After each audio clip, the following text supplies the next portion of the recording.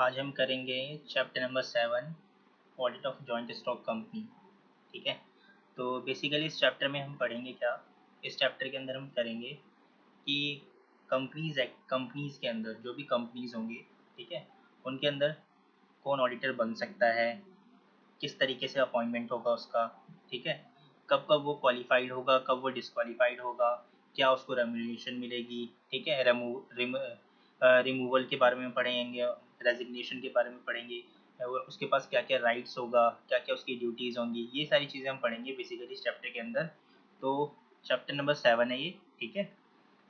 तो बेसिकली हम ये सारी चीज़ें पढ़ेंगे। तो मैं तुम्हें तुम्हारी बुक से नहीं पढ़ाऊँगा, मैं अपने नोट से पढ़ाऊँगा, ठीक है, और बाद में तुम्हारे बुक से एक बार मैच करवा दूँगा। तो चलो मैं अपने नोट्स खोल लेता हूँ, ठीक है।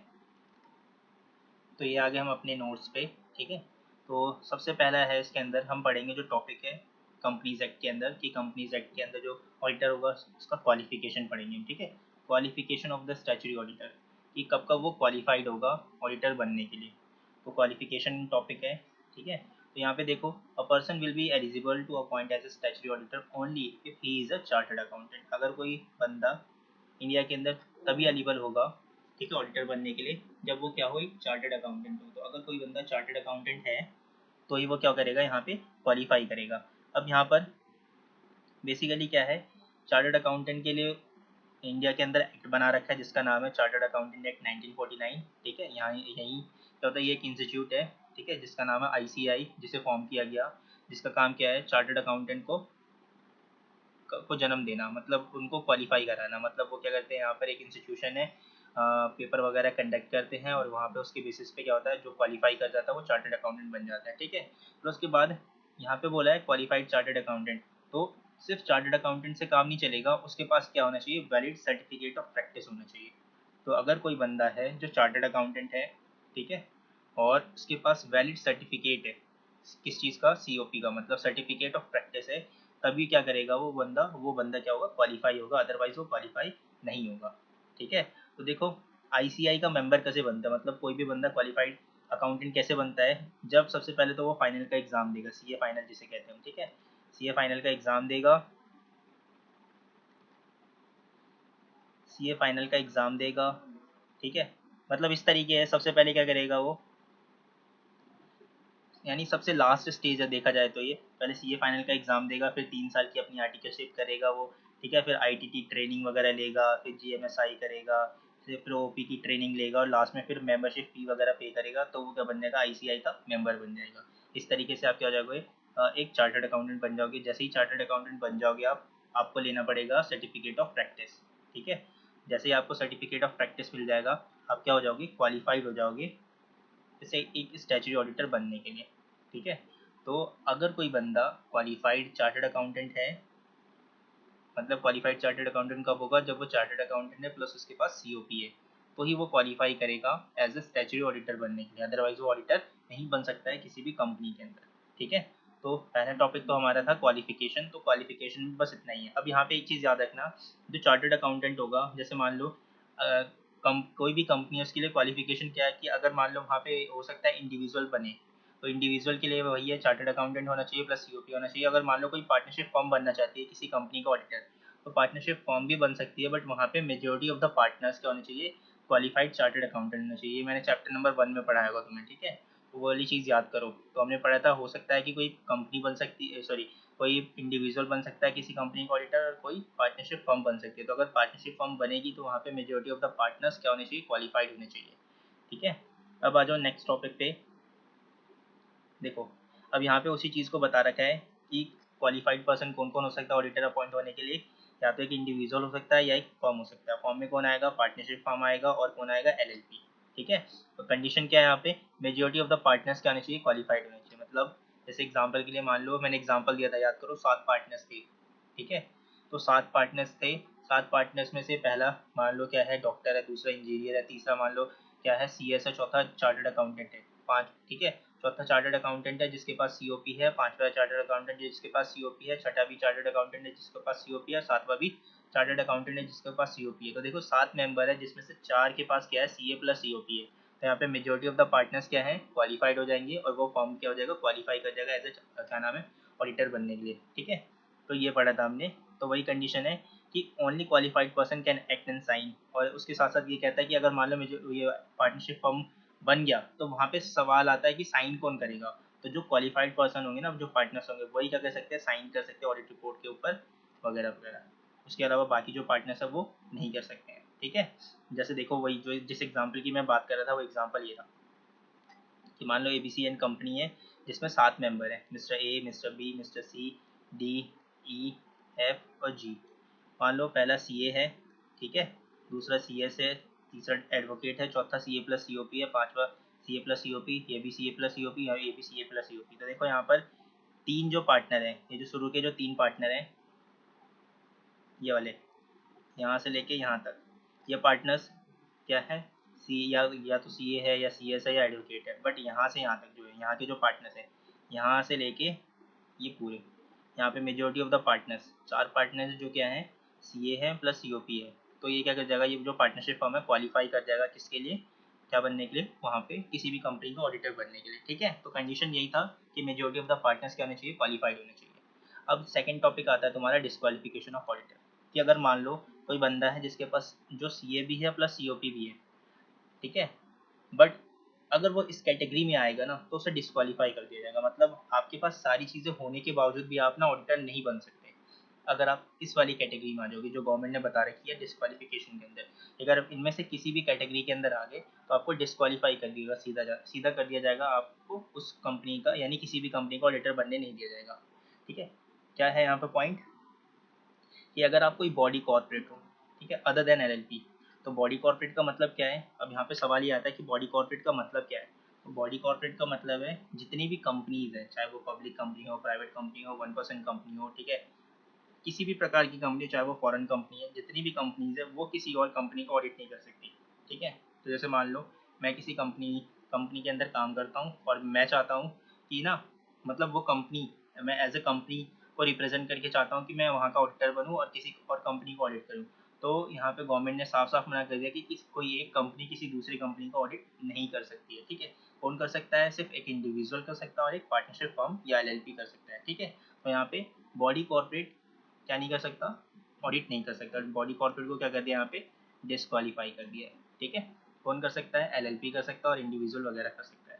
बस इतना याद रखना है तुम्हें। उसके बाद सेकंड पॉइंट क्या है, ऑफिसर और एम्प्लॉय ऑफ द कंपनी, कि अगर आप किसी कंपनी के ऑफिसर हो या उस कंपनी के एम्प्लॉय हो, ठीक है, तो आप उस कंपनी में ऑडिटर नहीं बन सकते। देखो अब यहाँ पे बहुत सारे पॉइंट लिखे हुए हैं ये अंदर में, ये तुम्हें लिखने की जरूरत नहीं है, बस ये हेडिंग हेडिंग लिखना है, ठीक है।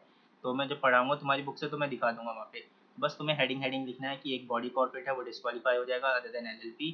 दूसरे पॉइंट में क्या लिखना है, अगर कोई ऑफिसर है या एम्प्लॉय ऑफ द कंपनी है तो वो डिस्क्वालीफाई हो जाएगा, ठीक है, ऑडिटर बनने के लिए। फिर तीसरा पॉइंट है कि अगर आप पार्टनर हो, पार्टनर या एम्प्लॉय ऑफ द ऑफिसर या एम्प्लॉय ऑफ द कंपनी, मतलब कि एक कंपनी है, वहाँ पे ना कोई ऑफिसर है या कोई एम्प्लॉय है, और उस एम्प्लॉय या उस ऑफिसर के आप क्या हो, पार्टनर हो या एम्प्लॉय हो, ठीक है।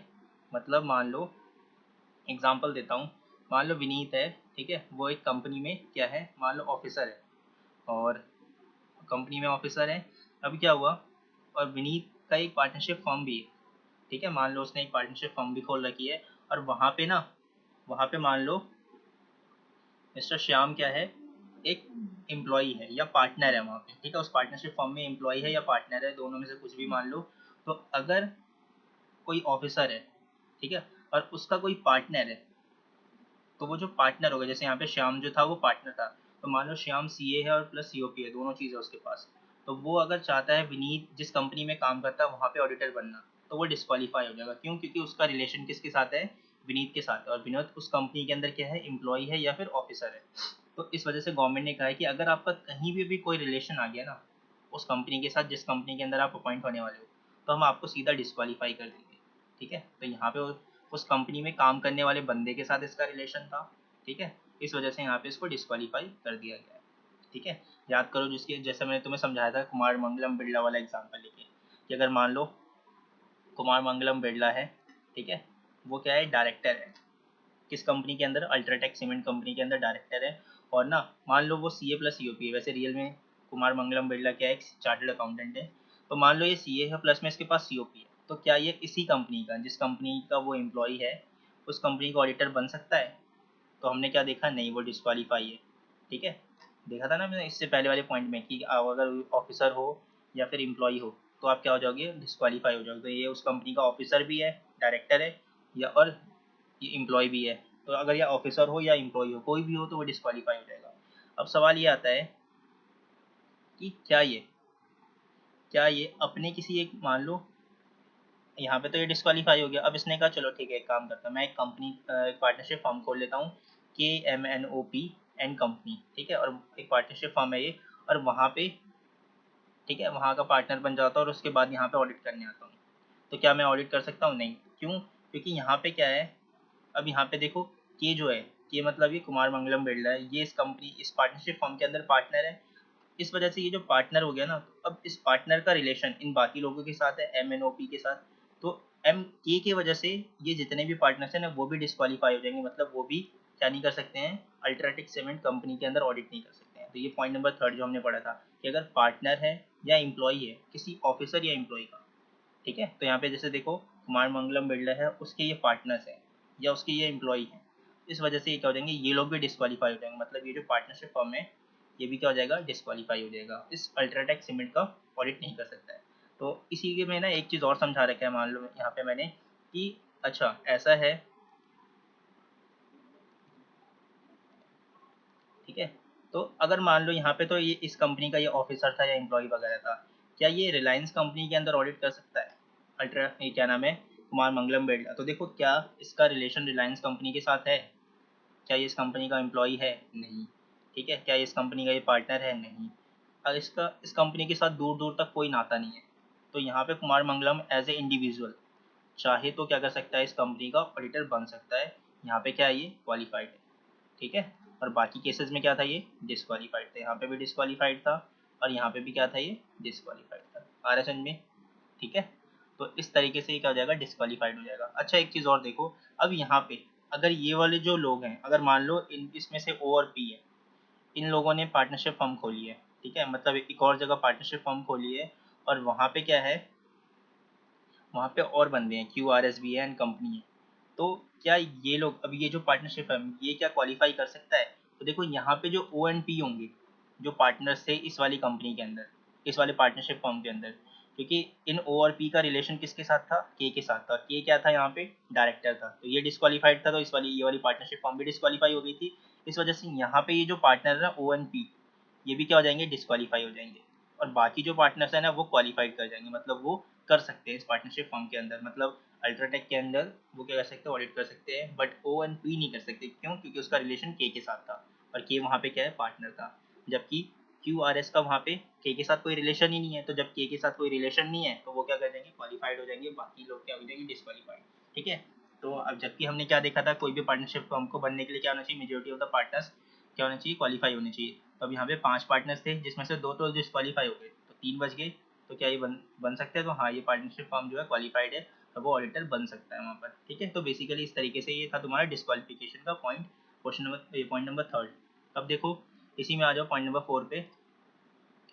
If any person, partner, relative is holding securities interest in a company, ठीक है, होल्डिंग कंपनी, ठीक है, in a company such as holding company, it's subsidy company, company और एसोसिएट्स कंपनी।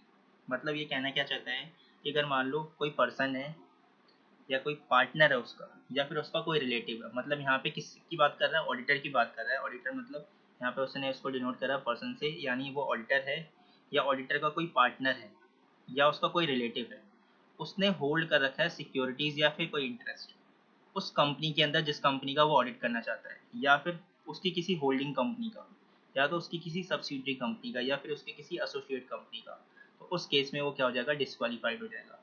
तो मीनिंग तो पता होगा ना, होल्डिंग, सब्सिडरी और एसोसिएट का। नहीं पता है तो कंपनी लॉ का चैप्टर नंबर 2 देखो, वहाँ से मीनिंग समझ में आ जाएगा। ठीक है, वहाँ पे मैंने एक्सप्लेन कर रखा है क्या होता है इनका मतलब।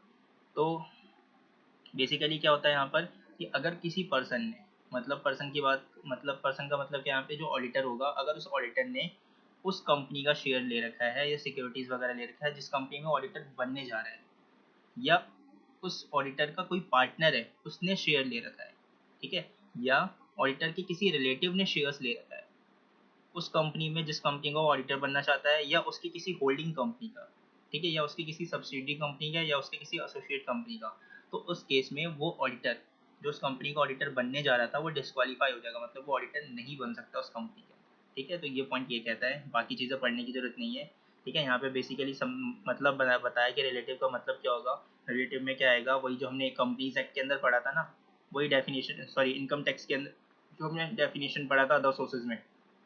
ठीक है, वही डेफिनेशन यहाँ पे आएगा, और कुछ नहीं है। क्या आएगा, स्पाउस आएगा। ठीक, नहीं वहाँ से थोड़ा सा अलग है, सॉरी मैंने गलत बोल दिया। अदर सोर्सेज में नहीं, हमने एक और चैप्टर में पढ़ा था। ठीक है, कौन से चैप्टर में पढ़ा था हमने, हमने पढ़ा था ये कैपिटल, हाँ कैपिटल गेन, नहीं पीजीबीपी में था ये, शायद पीजीबीपी तुम्हारे सिलेबस में नहीं है। ठीक है, ऑनर्स वालों में है, उनको पढ़ाया था शायद मैंने। तो देखो मैं बता देता हूँ, तो यहाँ पे क्या होगा बेसिकली, रिलेटिव की डेफिनेशन में कौन कौन आएगा। रिलेटिव की डेफिनेशन में आएगा spouse, father including step father, mothers including step mother, daughter.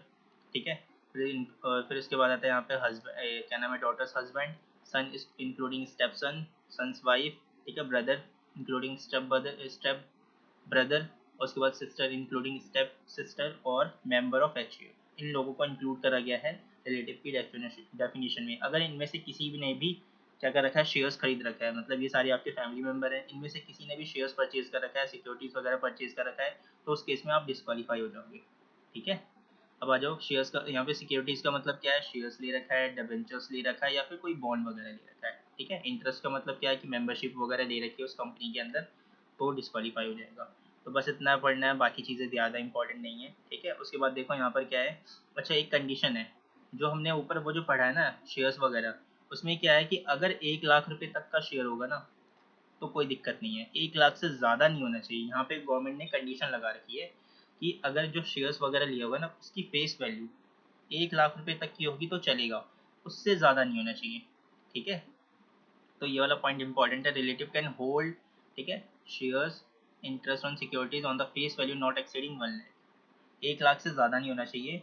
ठीक है, if relative hold shares interest after appointment, the auditor then will be provided an opportunity to take corrective actions within the 60 days। मतलब इसके कहने का मतलब क्या है कि अगर मान लो पहले कोई शेयर्स वगैरह परचेज नहीं कर रखा था उनके क्या नाम है, रिलेटिव्स ने, बट ऑडिटर के अपॉइंट होने के कुछ टाइम के बाद उन्होंने शेयर्स परचेज करे। ठीक है, तो इस केस में ना उस ऑडिटर के ऊपर शक पैदा होता है, मतलब बेशक उन्होंने उनका कोई कनेक्शन ना हो आपस में, बट बाकी जो है ना डिपार्टमेंट, गवर्नमेंट डिपार्टमेंट को शक होगा कि कहीं ऐसा तो नहीं है कि कंपनी ने इसे डायरेक्टली इसको तो बेच नहीं सकते। अगर कंपनी ने डायरेक्टली इसको बेच दिया तो फिर क्या होगा, ये डिस्क्वालीफाई हो जाएगा, और साथ में क्या होगा यहाँ पर इसके ऊपर करेक्टिव एक्शन भी लिया जाएगा।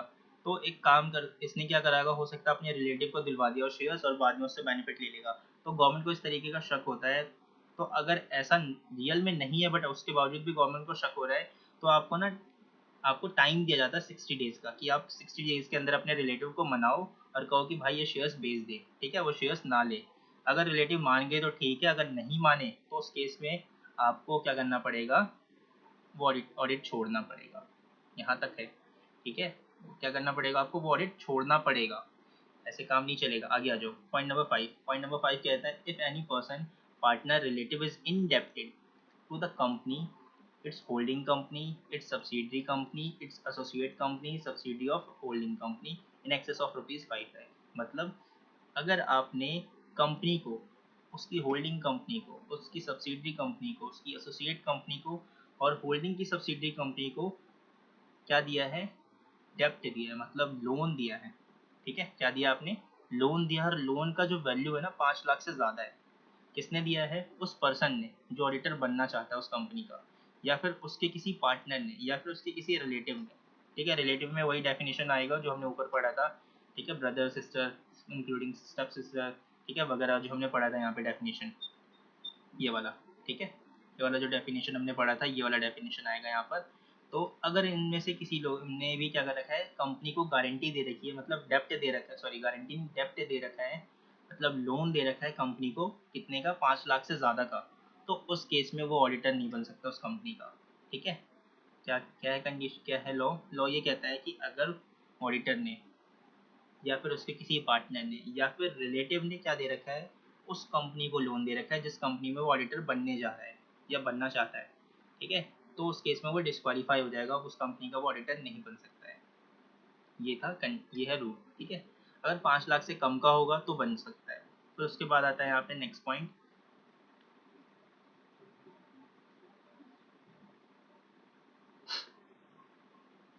उसके बाद आता है if any person partner relative has obtain guarantee from loan in excess of 5 lakh, ठीक है।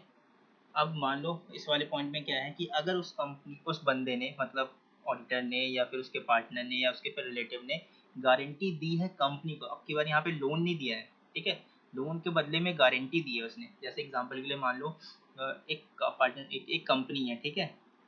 अब एक कंपनी है, उसको लोन चाहिए था, उसको लोन नहीं मिल रहा। अभी अभी कंपनी बनी है तो बैंक वाले को ना उस पर भरोसा नहीं है, तो उसे लोन नहीं मिल रहा था। और जहाँ पे वो कंपनी थी ना, जिस इलाके में कंपनी थी, वहाँ पे मैं बहुत ही रेप्यूटेड इंसान था, ठीक है। मतलब मेरा बहुत ही अच्छा खासा दबदबा था वहाँ पर। तो मैंने ना उस कंपनी के बिहाफ पे बैंक वाले को क्या दे दी, गारंटी दे दी कि इसे लोन दे दो, अगर ये नहीं पे कर पाएगा तो मैं पे कर दूंगा। तो यहाँ पर मैंने उसे लोन नहीं दिया, मैंने गारंटी दे दी। तो ये कहता है कि अगर उस पर्सन ने मतलब ऑडिटर ने या फिर उसके पार्टनर ने या फिर उसके रिलेटिव ने कंपनी के बिहाफ पे गारंटी दी है, कंपनी को गारंटी दी है लोन के लिए, ठीक है। और उसका जो अमाउंट है ना 1 लाख से ज़्यादा है, तो उस केस में वो बंदा डिस्क्वालीफाई हो जाएगा ऑडिटर बनने के लिए, ठीक है। नेक्स्ट पॉइंट है if any person is a business relation with, किसके साथ है, बिजनेस रिलेशन उस कंपनी के साथ। कहाँ चला गया पॉइंट, मेरा एरो कहाँ चला गया, ठीक है। कंपनी के साथ, उसकी होल्डिंग कंपनी के साथ, उसकी एसोसिएट कंपनी के साथ, उसकी सब्सिडी कंपनी के साथ या फिर एसोसिएट कंपनी के साथ, ठीक है। तो अगर कोई बिजनेस रिलेशन है तो उस केस में क्या हो जाएगा, वो डिस्क्वालीफाई हो जाएगा, ठीक है। किसका यहाँ पे पर्सन का मतलब कौन है कि वो जो ऑडिटर होगा वो, ठीक है। उसका रिलेशन है उस कंपनी के साथ, कैसा, बिजनेस रिलेशन। तो अगर आपका बिजनेस रिलेशन है उसके साथ, उस कंपनी के साथ, तो उस केस में आपको डिस्क्वालीफाई कर दिया जाएगा। अब सवाल ये आता है कि बिजनेस रिलेशन का मतलब क्या है। Any transaction for the commercial purpose will constitute business relation. मतलब आप उसके साथ बिजनेस वगैरह करते हो, ट्रेड वगैरह करते हो, ठीक है। कोई भी आपने ट्रांजेक्शन करा, चाहे वो एक ट्रांजेक्शन सिंगल ट्रांजेक्शन हो या फिर मल्टीपल ट्रांजेक्शन हो, उस केस में उसे कहा जाएगा बिजनेस ट्रांजेक्शन। बट यहाँ पे ना देखो, अगर आपने जो ट्रांजेक्शन करा होगा वो आर्म्स लेंथ प्राइस के अंदर करा होगा। फॉर एग्जांपल मान लो मैं ऑडिटर बन गया हूँ उस कंपनी का, और ना जो कंपनी है वो कार की कंपनी है, ठीक है। और मैंने उसी कंपनी की कार परचेज करी है, ठीक है। तो ये मेरा उसके साथ ट्रांजेक्शन हो गया, ये बिजनेस रिलेशन हो जाएगा एक तरीके से।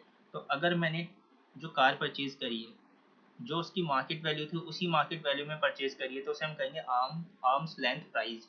तो अगर मैंने जितनी मार्केट वैल्यू थी इतनी ही प्राइस में परचेज कर ली है तो मैं डिस्क्वालीफाई नहीं हूँ। और अगर मैंने परचेज करा है सस्ते में, मतलब कंपनी ने मुझे डिस्काउंट वगैरह दे दिया, तो यहाँ पे क्या होगा, इस केस में ना जो गवर्नमेंट है, जो वो आपको क्या मान लेंगे, डिस्क्वालीफाई करेगी। मतलब यहाँ पे वो कहेगी कि कंपनी ने आपको इनडायरेक्टली बेनिफिट दिया है। तो इनडायरेक्टली बेनिफिट दिया है, अगर आप ऑडिटर नहीं होते तो आपको ये डिस्काउंट नहीं मिलता, ऑडिटर हो इस वजह से आपको ये डिस्काउंट मिला है, इस वजह से आपने उस कंपनी का फ़ायदा उठाया है। जबकि यहाँ पे आपको क्या रहना था, इंडिपेंडेंट रहना था, आप इंडिपेंडेंट नहीं रह पाए, इस वजह से आपको डिस्क्वालीफाई किया जाता है। उस केस में वो डिस्क्वालीफाई हो जाएगा। कंडीशन क्या है कि आर्म्स लेंथ प्राइस के अंदर होगा तो डिस्क्वालीफाई नहीं होगा, आर्म्स लेंथ प्राइस के अंदर नहीं होगा तो वो डिस्क्वालीफाई हो जाएगा। सिंपल सी बात है, ठीक है। फिर आ जाओ आगे। पॉइंट नंबर 8 क्या है, if a relative of a person is a director और की मैनेजमेंट पर्सन। कि अगर मान लो आप ऑडिटर बनना चाहते हो, बट आपका कोई रिलेटिव ना, जिस कंपनी में आप ऑडिटर बनना चाहते हो उस कंपनी के अंदर या तो डायरेक्टर है या फिर क्या है, के एम पी है, की मैनेजरियल पर्सन। मतलब इसका क्या होता है कि या तो आप उस कंपनी के सीईओ, मतलब आपका जो रिलेटिव है उस कंपनी का सीईओ है, सीएफओ है, ठीक है, सीएस है, एमडी है, ठीक है, या फिर कोई और मैनेजरियल पोस्ट पे है। तो अगर ऐसा होगा तो उसे हम मानेंगे की मैनेजरियल पर्सन। तो या तो डायरेक्टर है या फिर वो की मैनेजरियल पर्सन है, कौन, आपका रिलेटिव। तो उस केस में आप डिस्क्वालीफाई हो जाओगे, ठीक है। मतलब क्योंकि देखो, क्योंकि आपका जो बंदा है वो मैनेजमेंट की पोस्ट पे है, ठीक है। और बुक्स ऑफ अकाउंट वगैरह कौन मैनेज करता है, मेंटेन करता है, मैनेजमेंट मेंटेन करता है। फ्रॉड वगैरह जो होगा किसने करा होगा, मैनेजमेंट ने। अब मैनेजमेंट आपका रिश्तेदार है, ठीक है। तो जब आपका कोई रिश्तेदार है वो, तो आप उसे जेल तो भेजोगे नहीं। अगर कोई फ्रॉड वगैरह होगा तो जाहिर सी बात है आप उसे डिस्क्लोज करोगे, तो पेनल्टी वगैरह किस पे लगेगी, उस बंदे पे लगेगी, जेल वगैरह भी हो सकता है। तो जानबूझ के आप अपने रिश्तेदार को जेल तो भेजोगे नहीं। अगर मान लो आप वहाँ पे प्रोफेशनल हो जाओ तो आपके घर वाले आपको खा जाएंगे। मतलब मम्मी पापा कहेगी कि अपने छोटे भाई को जेल में भेज दिया, या अपने चाचा, क्या नाम है, अपने क्या नाम है छोटी बहन बड़ी बहन को जेल में भेज दिया या अपने चाचा को जेल में भेज दिया, तो यहाँ पे क्या होगा, यहाँ पे इस वजह से गवर्नमेंट ने इसे पहले ही डिस्क्वालीफाई कर दिया है कि ना अगर कोई रिलेटिव या डायरेक्टर, मतलब कोई डायरेक्टर या केएमपी जो है आपका रिलेटिव है और वो उस कंपनी में ऑडिटर बनना चाहता है, मतलब जो इंडिविजुअल है जो ऑडिटर है वो अगर ऑडिटर बनना चाहता है उस कंपनी के अंदर जिस कंपनी में पहले से ही आपका कोई रिलेशन का डायरेक्टर या ऑडिटर हो, ये क्या नाम है की मैनेजर पर्सन हो, तो आपको डिस्क्वालीफाई कर दिया जाएगा। ठीक है, फिर आगे आता है 9 पॉइंट, मेरे ख्याल से इतने पॉइंट काफ़ी हैं, सारे पॉइंट पढ़ने की जरूरत नहीं है। आगे कहता है a person who is a full time employment elsewhere. ठीक है, अगर मान लो कोई और कोई वो है चार्टर्ड अकाउंटेंट है, ठीक है, अगर कोई चार्टर्ड अकाउंटेंट है वो पहले से ही ना कहीं फुल टाइम एम्प्लॉयमेंट में है, पहले से ही कहीं फुल टाइम एम्प्लॉयमेंट में है, तो वो डिस्क्वालीफाई हो जाएगा ऑडिटर बनने के लिए। फॉर एग्जांपल मान लो मैं किसी कंपनी के अंदर फुल टाइम एम्प्लॉयमेंट में हूँ, ठीक है, और मैं ना किसी और कंपनी के अंदर पार्टनरशिप मतलब सॉरी पार्टनरशिप कह रहा हूँ मैं, ऑडिटर बनना चाहता हूँ, तो वो डिस्क्वालीफाई हो जाएगा क्योंकि आप फुल टाइम एम्प्लॉयमेंट में हो। और बेसिकली वैसे देखा जाए ना तो आपके पास सीओपी नहीं होगा, जब आपके पास सीओपी नहीं होगा तो आप डिस्क्वालीफाई हो जाओगे, क्योंकि सीओपी तब मिलता है जब आप प्रैक्टिस करते हो, सी एन प्रैक्टिस होगा, प्रैक्टिस तब होगा जब आप क्या करो इसी फील्ड से प्रैक्टिस करो। ठीक है, वो कब होता है जब आप नॉर्मली प्रैक्टिस करो ना कि जॉब करो, तो अब यहाँ पे आप जॉब कर रहे हो वो भी फुल टाइम, तो आप डिस्क्वालीफाई हो जाओगे। ठीक है, उसके बाद कहता है कि अगर कोई बंदा है उसने एक टाइम पे ना मतलब बेसिकली एक साल में जब वो ऑडिट कर रहा होगा तो 20 कंपनी से ज़्यादा ऑडिट करेगा तो भी वो डिस्क्वालीफाई हो जाएगा, मतलब एक टाइम पे वो 20 कंपनी को ऑडिट कर सकता है। ठीक है, अब देखो यहाँ पे क्या है ना, 20 कंपनी के अंदर कुछ कंपनी को ना एक्सक्लूड करा गया, मतलब 20 कंपनी के अंदर इन कंपनीज को इंक्लूड नहीं किया जाएगा, काउंट नहीं किया जाएगा कि अगर आप ओपीसी का ऑडिट कर रहे हो तो उसे 20 की लिमिट में इंक्लूड नहीं करेंगे। स्मॉल कंपनी को ऑडिट कर रहे हो वो भी 20 की लिमिट में नहीं आएगा, डोमेन कंपनी नहीं आएगा, private company having a capital less than 100 crore और कंपनी इनकॉर्पोरेटेड आउटसाइड, ठीक है, इंडिया, आउटसाइड है इंडिया होगा तो, और लास्ट है ब्रांच। ठीक है, ब्रांच ऑडिट कर रहे हो तो इन सभी को ना ये क्या नाम है 20 की लिमिट के अंदर काउंट नहीं किया जाएगा, ये जो कंपनीज हैं इनको 20 की लिमिट के अंदर काउंट नहीं किया जाएगा। और इसके अलावा देखो किन किन को 20 की लिमिट के अंदर इंक्लूड किया जाएगा, अगर आप पब्लिक कंपनी का ऑडिट कर रहे हो, एनपीओ का ऑडिट कर रहे हो, ठीक है, और ऐसी कंपनी का ऑडिट कर रहे हो जिसका नो शेयर कैपिटल है, उसके बाद अनलिमिटेड कंपनी का कर रहे हो, या फिर private company having a share capital more than 100 crore. ठीक है, तो इस टाइप की कंपनी का ऑडिट कर रहे हो तो उस केस में 20 की जो लिमिट है वो काउंट की जाएगी, मतलब इन सबको मिला के 20 कंपनी से ज़्यादा नहीं होना चाहिए, अगर 20 कंपनी से ज़्यादा हो गए तो डिस्क्वालीफाई हो जाएगी, और इस 20 कंपनी के अंदर ये वाली जो लिमिट है इनको इंक्लूड नहीं किया जाएगा। ठीक है, तो मतलब ऐसी ऐसी ऐसी इस टाइप के 20 कर लो और साथ में इस टाइप के चाहे जितने मर्जी उतने कर लो, कोई फ़र्क नहीं पड़ेगा। ठीक है, बस टोटल क्या होना चाहिए 20 से ज़्यादा नहीं होना चाहिए, और 20 के अंदर क्या होगा ये वाले इंक्लूड नहीं होंगे। ठीक है, अब आ जाओ आगे नेक्स्ट टॉपिक पे। नेक्स्ट टॉपिक क्या होगा तुम्हारा अभी मैं बताता हूँ। ठीक है, बाकी आगे भी पॉइंट है, काफ़ी है 9-10 पॉइंट, 8-9-10 पॉइंट काफ़ी है, ज़्यादा लिखने की ज़रूरत नहीं है। अब देखो इसी को शॉर्टकट में यहाँ पे लिख रखा है किस तरीके से है। ठीक है, मतलब याद करेंगे किस तरीके से होगा। सबसे पहले कौन डिस्क्वालीफाई होगा, बॉडी कॉर्पोरेट एक्सेप्ट एलएलपी। ठीक है, यानी एलएलपी को छोड़ के जितने भी बॉडी कॉर्पोरेट जितना भी वो है सारी डिस्क्वालीफाई हो जाएगा। उसके बाद कि अगर आपने इनडेप्टनेस दे रखी है, मतलब आपने लोन दे रखा है और लोन का जो अमाउंट है 5 लाख से ज़्यादा है, किसको दिया है, कंपनी को दिया है, तो डिस्क्वालीफाइड हो जाएगा। या तो आपने गारंटी दे रखी है जिसका अमाउंट क्या है 1 लाख से ज़्यादा है, तो आप डिस्क्वालीफाई हो जाओगे। अगर आप फुल टाइम एम्प्लॉयमेंट में हो तो आप डिस्क्वालीफाई हो जाओगे। अगर आप क्या हो उस कंपनी के एम्प्लॉय हो या पार्टनर हो, ठीक है, क्या हो एम्प्लॉई या partner of the officer of the company हो तो डिस्क्वालीफाई हो जाओगे। अगर आपका बिजनेस रिलेशन है तो आप क्या हो जाओगे, डिस्क्वालीफाई हो जाओगे। अगर रिलेटिव है उसने सिक्योरिटीज़ वगैरह होल्ड कर रखा है जिसकी वैल्यू 1 लाख से ज़्यादा है तो डिस्क्वालीफाई हो जाओगे। अगर आप एक टाइम पे 20 से ज़्यादा कंपनी का ऑडिट करते हो तो डिस्क्वालीफाई हो जाओगे। अगर आपको कोर्ट में कन्विक्टेड पाया गया है, अगर आप फ्रॉड वगैरह करा रहे हो उसके बाद आपके ऊपर केसेस वगैरह हुआ और केस में ये प्रूफ हो गया कि आपने फ्रॉड करा है, कन्विक्टेड पाया गया है, तो आप डिस्क्वालीफाई हो जाओगे। मतलब ये पॉइंट नंबर 10 जो छोड़वाया था वो यही वाला पॉइंट था। ठीक है, अगर कोई रिलेटिव है जो क्या है डायरेक्टर है या की मैनेजर पर्सन है किसी कंपनी के अंदर और आप उस कंपनी के अंदर ऑडिटर बनना चाहते हो तो आप डिस्क्वालीफाई हो जाओगे। अगर आप ऑफिसर या एम्प्लॉय हो किसी कंपनी के तो डिस्क्वालीफाई हो जाओगे। ठीक है, अगर किसी बंदे ने सिक्योरिटीज़ वगैरह होल्ड कर रखा है तो डिस्क्वालीफाई हो जाएगा। और अगर आप क्या कर रहे हो प्रोहिबिटेड सर्विसेज दे रहे हो अंडर सेक्शन 144 तो अभी आप क्या हो जाओगे, डिस्क्वालीफाई हो जाओगे। ठीक है, तो ये था तुम्हारा second topic, disqualification of auditor, कि कौन कौन से केसेस में आप क्या हो जाओगे, डिस्क्वालीफाई हो जाओगे। तो इसे शॉर्टकट तरीका है क्या याद करने का, बिग फैब्रिक रोप। ठीक है, बिग फैब्रिक रोप इस तरीके से याद करो। तो आगे आ जाओ। थर्ड है इसमें, थर्ड टॉपिक है 144 प्रोहिबिटेड सर्विसेज। ये तुम्हारे सिलेबस में नहीं है, मतलब मैंने देख लिया 10 ईयर में ये टॉपिक नहीं कवर किया गया है, तो मैं छोड़ रहा हूँ इसे, ठीक है।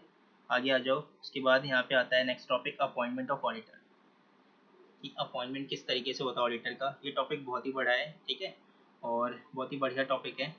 तो यहाँ पे देखो, बेसिकली जब अपॉइंटमेंट होगा ना, तो अपॉइंटमेंट के केस में हम पढ़ेंगे कि हो सकता है हम अपॉइंटमेंट कर रहे हो ऑडिटर का गवर्नमेंट कंपनी के अंदर, और हो सकता है हम अपॉइंटमेंट कर रहे हो नॉन गवर्नमेंट कंपनी के अंदर। तो बेसिकली पहले से दो पार्ट में बांटेंगे कि अपॉइंटमेंट कहाँ पर हो रहा है, गवर्नमेंट कंपनी के अंदर ऑडिटर का अपॉइंटमेंट हो रहा है या फिर नॉन गवर्नमेंट कंपनी के अंदर ऑडिटर का अपॉइंटमेंट हो रहा है, ठीक है। तो अगर गवर्नमेंट कंपनी के अंडर अपॉइंटमेंट हो रहा होगा, तब यहाँ पे भी ना देखो दो केसेस बनेंगे कि जो ऑडिटर है वो फर्स्ट टाइम अपॉइंट हो रहा है या फिर सब्सिक्वेंट ऑडिटर अपॉइंट हो रहा है। अब ये फर्स्ट टाइम वाला और सब्सिक्वेंट वाले में फ़र्क क्या है कि अगर मान लो कोई कंपनी अभी अभी बनी है, तो उसे जो ऑडिटर रखेगा वो कहलाएगा फर्स्ट ऑडिटर, ठीक है। और जैसे ही ये अपना एक साल कंप्लीट कर लेगा, मतलब अपना जो 1 ईयर का टेन्योर कंप्लीट कर लेगा, तो उसके बाद जो ऑडिटर अपॉइंट होगा वो कहलाएगा सब्सिक्वेंट ऑडिटर, ठीक है। इसी तरीके से नॉन गवर्नमेंट कंपनी होगा। देखो एक बार मैं चार्ट से दिखा देता हूँ तुम्हें, बेसिकली समझ में आ जाएगा, ठीक है। अगर यहाँ पे कहीं मिल जाए चार्ट तो देखो इस तरीके से, ठीक है। तो अपॉइंटमेंट क्या होगा, एक होगा नॉन गवर्नमेंट कंपनी, एक होगा गवर्नमेंट कंपनी। तो नॉन गवर्नमेंट कंपनी और गवर्नमेंट कंपनी। अब government company, non government company के अंदर क्या होगा, पहला होगा फर्स्ट ऑडिटर और दूसरा कौन होगा, सब्सिक्वेंट ऑडिटर, ठीक है। इसी तरीके से यहाँ पे भी क्या होगा, फर्स्ट ऑडिटर और यहाँ पे सब्सिक्वेंट ऑडिटर। तो फर्स्ट ऑडिटर और सब्सिक्वेंट ऑडिटर का मतलब क्या है, ये मैंने भी थोड़ी देर पहले बताया, एक बार दोबारा बता देता हूँ कि अगर कंपनी अभी अभी बनी है, मतलब इसी साल कंपनी बनी है, तो जब इसी साल कंपनी बनी होगी ना, उस समय जो ऑडिटर अपॉइंट होगा वो कहलाता है फर्स्ट ऑडिटर। गवर्नमेंट कंपनी अगर अभी बनी है तो भी जो अपॉइंट होगा वो फर्स्ट ऑडिटर कहलाएगा, नॉन गवर्नमेंट बनी है तो उसमें भी जो अभी अभी अपॉइंट होगा वो कहलाएगा फर्स्ट ऑडिटर। और कंपनी जब फर्स्ट ऑडिटर का जो टेन्योर होगा ना, मतलब कितने साल तक वो उस कंपनी में रहेगा, सिर्फ एक साल तक, मतलब एक साल भी नहीं रहता, वो एजीएम तक रहता है, मतलब जो पहला एजीएम होगा ना वहाँ तक रहेगा। और उस एजीएम में क्या होगा, दूसरा ऑडिटर अपॉइंट होगा, तो जो दूसरा ऑडिटर अपॉइंट होगा उसे हम कहते हैं सब्सिक्वेंट ऑडिटर, ठीक है। वो क्या कहलाता है, आपका सब्सिक्वेंट ऑडिटर, ठीक है। तो वो सब्सिक्वेंट ऑडिटर होगा, चाहे वो गवर्नमेंट कंपनी हो चाहे वो नॉन गवर्नमेंट कंपनी हो। तो अब देखो यहाँ पर, अब इनके लिए ना यहाँ पे रूल बता रखे कि कौन अपॉइंट करेगा इन। तो बेसिकली हमें यही पढ़ना है इसके अंदर कि गवर्नमेंट कंपनी के अंदर जो ऑडिटर है उसे कौन अपॉइंट करेगा, नॉन गवर्नमेंट कंपनी के अंदर ऑडिटर है उसे कौन अपॉइंट करेगा। तो अगर नॉन गवर्नमेंट कंपनी है तो वहाँ पे जो ऑडिटर होगा, जो फर्स्ट ऑडिटर है, उसका जो अपॉइंटमेंट होगा वो होगा बोर्ड मीटिंग के अंदर, ठीक है। मतलब जो बोर्ड ऑफ डायरेक्टर है वो मीटिंग कंडक्ट करेंगे, और मीटिंग करने के बाद क्या करेंगे, वो अपॉइंट करेंगे ऑडिटर को, ठीक है। तो बोर्ड मीटिंग कंडक्ट होगा और उसके बाद वहाँ पे ऑडिटर अपॉइंट होगा, ठीक है।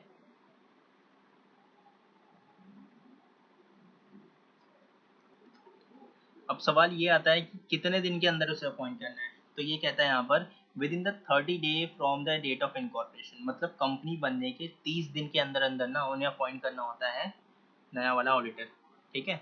मतलब फर्स्ट ऑडिटर अपॉइंट करना होता है, और अपॉइंट कौन करेगा, बोर्ड ऑफ डायरेक्टर्स, ठीक है। कैसे करेगा, बोर्ड मीटिंग करेगा, मतलब जितने भी डायरेक्टर्स होंगे उस कंपनी के, वो क्या करेंगे, मीटिंग करेंगे। मीटिंग करने के बाद ना मीटिंग में 3-4 बंदों का नाम आएगा कि राम श्याम त्याम, ये 3 बंदे हैं, अब इनमें से किसको ऑडिटर अपॉइंट करें, कौन बेस्ट रहेगा कंपनी के लिए। तो सभी डायरेक्टर्स आपस में मतलब डिस्कशन करेंगे, डिस्कशन करने के बाद एक नाम फाइनल होगा, और फाइनल होने के बाद उस बंदे को अपॉइंट कर दिया जाएगा, तो ठीक है। तो अब ये सवाल ये आता है कि कितने दिन के अंदर अंदर होगा।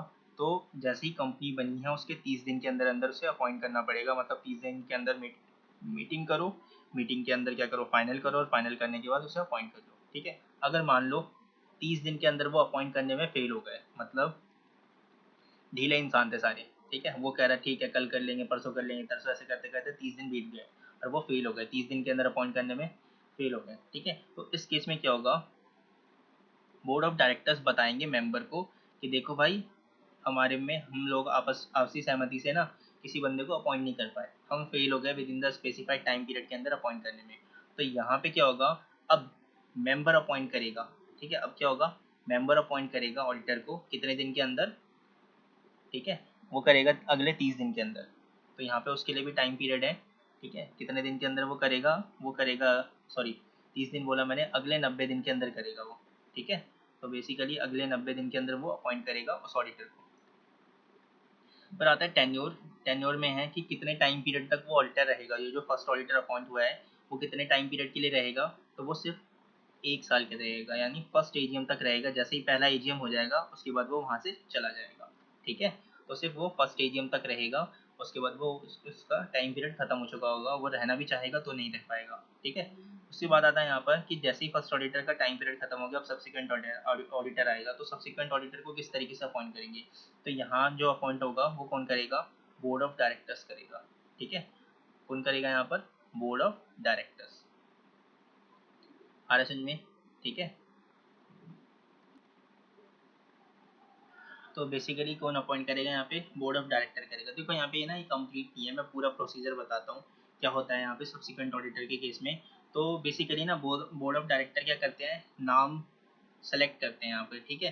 तो वो क्या करेंगे, 3-4 नाम सेलेक्ट करेंगे। और बेसिक होता है क्या होता है कि कभी कभी ना अगर अच्छी बड़ी कंपनी होगी तो वहाँ पे ऑडिट कमेटी होगी, ठीक है।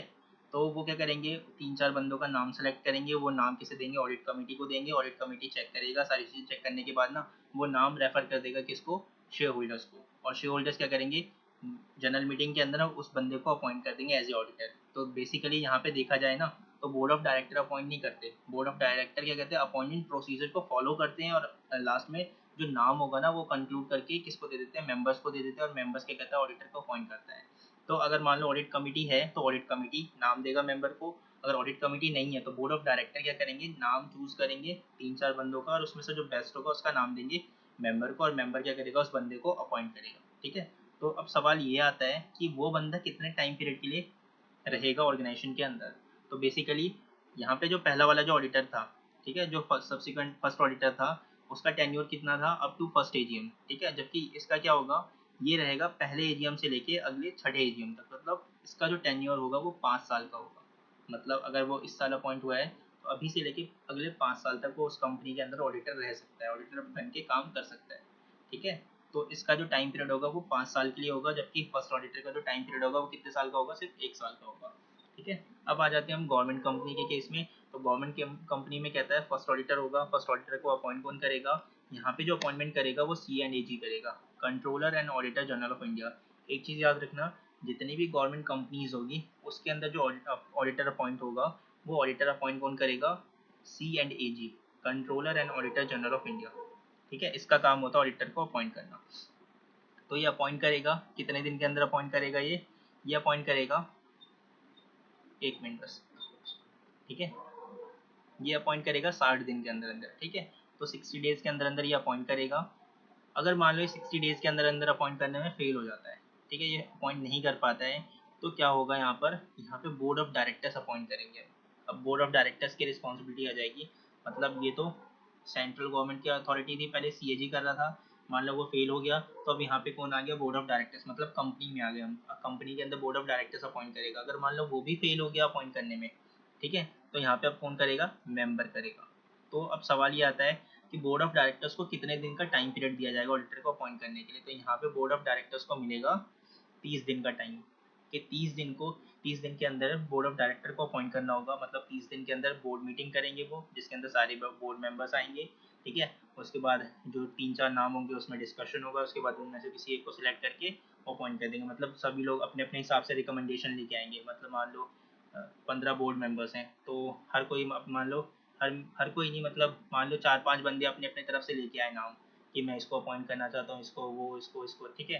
तो अब उन्हीं में से क्या होगा, फाइनल होगा। मान लो वहाँ पे एग्रीमेंट नहीं हो पाया, मतलब सभी एक दूसरे से सहमत नहीं हो पाए और वो फेल हो गए, तो उस केस में क्या होगा, 30 दिन के अंदर अपॉइंट नहीं कर पाए तो मेंबर अपॉइंट करेंगे। मेंबर कब अपॉइंट करेंगे, कहाँ करेंगे, तो मेंबर करेंगे EGM, एक्स्ट्राऑर्डिनरी जनरल मीटिंग, और वहाँ पे क्या होगा, अपॉइंट हो जाएगा ऑडिटर, ठीक है।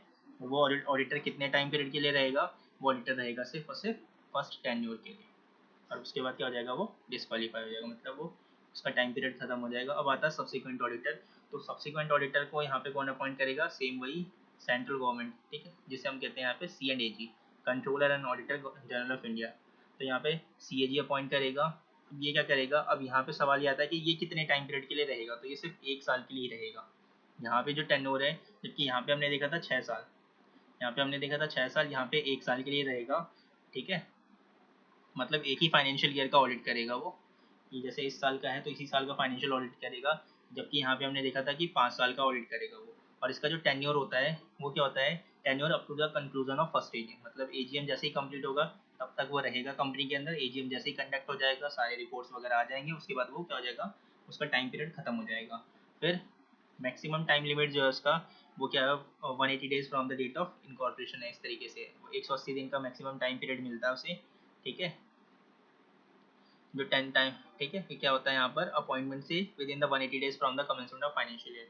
टाइम लिमिट ऑफ अपॉइंटमेंट होता है कि कितने टाइम पीरियड के अंदर उसे अपॉइंट किया जाएगा, तो 180 दिन के अंदर अंदर, जैसे ही फाइनेंशियल ईयर स्टार्ट होगा उसके 180 दिन के अंदर अंदर जो होगा ना, वो सब्सिक्वेंट ऑडिटर को अपॉइंट करना पड़ेगा। और यहाँ पे अपॉइंट कौन करेगा, controller and auditor general of India.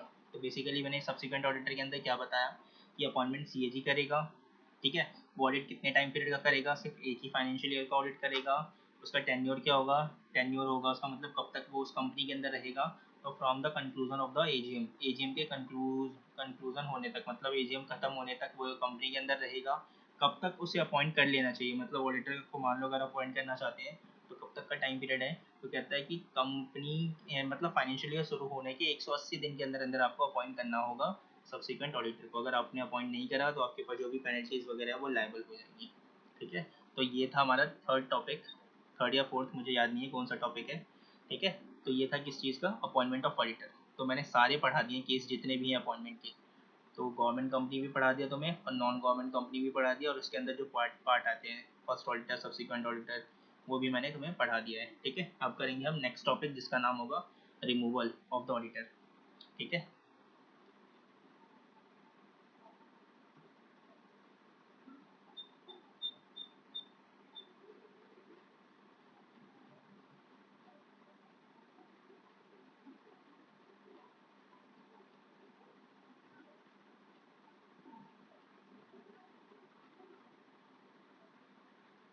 Removal of the auditor, एक मिनट।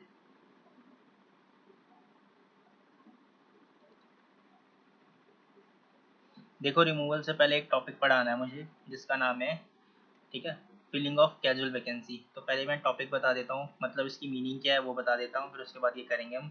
तो कैजुअल वैकेंसी क्या होता है, जैसे मान लो कभी कभी क्या होता है ना, कि हमने देखा था कि टाइम पीरियड होता है या तो 1 साल होगा या फिर 5 साल होगा। तो वो जो ऑडिटर है ना, जो कंपनी के अंदर अपॉइंट हुआ था, उसकी डेथ हो गई, या उसने कंपनी को रिज़ाइन कर दिया। ठीक है, मतलब वो कंपनी छोड़ के चला गया।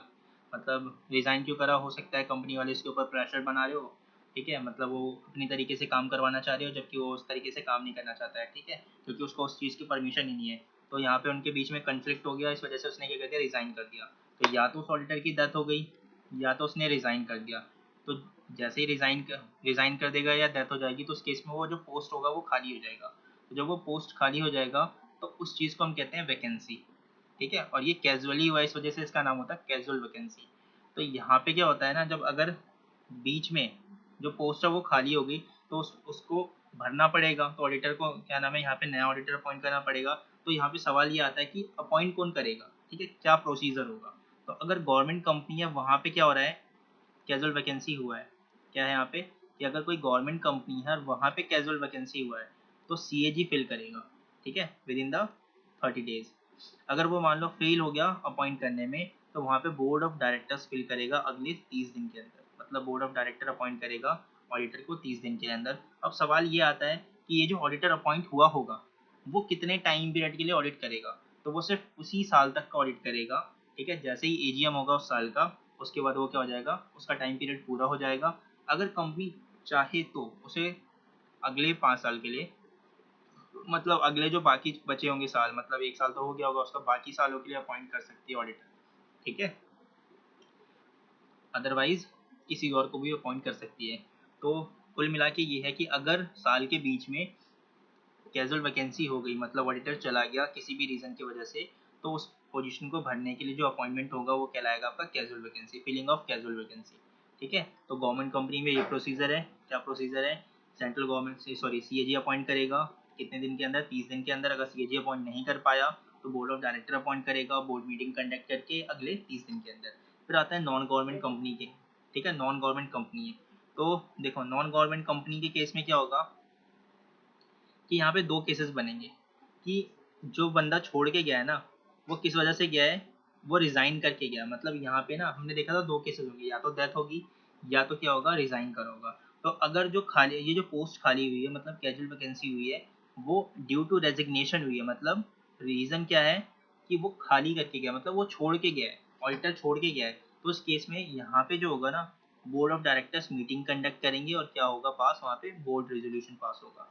ठीक है, बोर्ड रेजोल्यूशन पास होगा और उसके 30 दिन के अंदर अंदर, ठीक है, कितने दिन के अंदर अंदर हो जाना चाहिए ये मीटिंग, 30 दिन के अंदर अंदर हो जाना चाहिए रेजिग्नेशन के। और साथ में ही जनरल मीटिंग कराओगे जहाँ पे आप पास करोगे ऑर्डिनरी रेजोल्यूशन, कितने दिन के अंदर अंदर, बोर्ड मीटिंग होने के अगले 3 महीने के अंदर अंदर। और क्या करोगे आप, फाइल यानी फिल करोगे कैजुअल वैकेंसी को। मतलब क्या करोगे, board of directors meeting conduct करेंगे, वहाँ पे क्या करेंगे बोर्ड ऑफ डायरेक्टर्स अपने अपने कुछ नाम लेके आएंगे कि हाँ जी अब की बार अब क्या करें, किसको ऑडिटर बनाएं। वहाँ पे 3-4 नाम आ गए, ठीक है, उन्होंने आपस में डिस्कशन कर लिया, सब कुछ हो गया। अब क्या होगा, वो नाम किसके पास जाएगा, मेंबर्स के पास जाएगा, ठीक है। तो मेंबर्स के पास जाने के लिए हमें क्या करना पड़ेगा, मेंबर्स को बुलाना पड़ेगा। तो मेंबर्स आएंगे, जनरल मीटिंग होगा, मेंबर्स आएंगे और वहाँ पे क्या होगा, ऑर्डिनरी रेजोल्यूशन पास होगा। ऑर्डिनरी रेजोल्यूशन पास करेंगे और मेंबर्स को कितने महीने के अंदर अंदर बुलाना होगा, तो 3 महीने के अंदर अंदर बुलाना होगा, जैसे ही आपने बोर्ड मीटिंग कंडक्ट करी होगी। और वहाँ पे क्या होगा, मेंबर अपॉइंट करेगा एक ऑडिटर को, ठीक है, मतलब उनमें से जो नाम होंगे उनके बेसिस पे अपॉइंट करेगा किसी ऑडिटर को। तो ये तो था केस जहाँ पे रेजिग्नेशन हो। अगर मान लो डेथ हो गई है और उसके बाद ये पोजीशन खाली हुई है, तो उस केस में क्या होगा, तो अगर डेथ वगैरह हो गई है या परमानेंट डिसेबल हो गया ऑडिटर, ठीक है, परमानेंट डिसेबल्ड हो गया है वो, या फिर अनसाउंड माइंड हो गया मतलब पागल वगैरह हो गया वो, तो उस केस में क्या होगा, board of directors board meeting conduct करेंगे और उसके 30 दिन के अंदर अंदर क्या करेंगे, एक ऑडिटर को अपॉइंट कर देंगे। यहाँ पे उन्हें मीटिंग वगैरह करने की जरूरत नहीं है। रेजिग्नेशन के केस में मीटिंग करना पड़ेगा, क्योंकि यहाँ पे क्या होता है ना, जब रेजिग्नेशन होता है तो जब जो ऑडिटर होता है ना वो क्या कहता है, रिजाइन करने से पहले उसे एक मौका दिया जाता है। मतलब कंपनी के जो मैंने क्या नाम मेंबर होता है ना वो उसे मौका देता है कि चलो हम आपस में सेटलमेंट वगैरह कर लेते हैं। क्योंकि देखो यहाँ पे जो काम होता है प्रेशर वगैरह कौन बना रहा होगा, हो सकता है यहाँ पे मैनेजमेंट बना रही हो, तो मैनेजमेंट तो कंपनी के मालिक है नहीं, तो इस वजह से मेंबर को बुलाया जाता है और वहाँ पे सारी चीज़ें सॉर्ट आउट की जाती है। अगर मान लो वहाँ पे उसके बावजूद भी उसे समझ नहीं आता, मतलब लगता है कि नहीं अभी भी यहाँ पे चांसेस हैं और कल को रिस्पॉन्सिबिलिटी उसके ऊपर आएगी, तो वो चाहे तो रिजाइन कर सकता है, ठीक है। इस वजह से यहाँ पे रेजिग्नेशन के केस में बोर्ड मीटिंग होगा और फिर साथ में जनरल मीटिंग होगा, ठीक है। तो आगे देखो,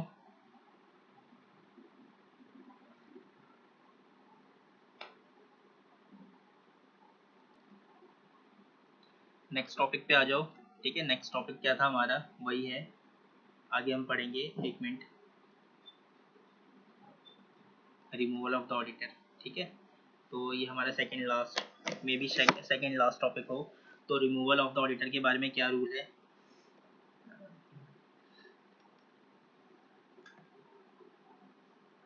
चार्ज में अभी मत लगा है, बैटरी है, रहने दे। तो रिमूवल ऑफ द ऑडिटर के केस में क्या है, ठीक है। तो देखो रिमूवल ऑफ द ऑडिटर में क्या कहता है ये, कि रिमूवल में क्या होता है ना, पहले मैं कॉन्सेप्ट समझा दूँ। रिमूवल में बेसिकली क्या होता है कि रेजिग्नेशन में क्या है कि वो ऑडिटर खुद छोड़ के गया, ठीक है। रिमूवल में क्या है, आप चाहते हो उस कंपनी से उस ऑडिटर को हटाने के लिए, मतलब जिस तरीके से मैं काम करवाना चाहता हूँ मैं काम नहीं करवा पा रहा, मतलब मैनेजमेंट अपनी तरीके से चलाना चाहती है उस ऑडिटर को, बट ऑडिटर चला के वो उस तरीके से कर नहीं रहा है जैसा वो चाहती हैं। तो इस केस में क्या होगा कि वो ना उस ऑडिटर को हटाना चाहेंगे, तो इतना आसान नहीं है उसे हटाना, ठीक है। तो यहाँ पे हम रूल्स पढ़ेंगे कि क्या होगा, किस तरीके से उसे हटाया जाएगा।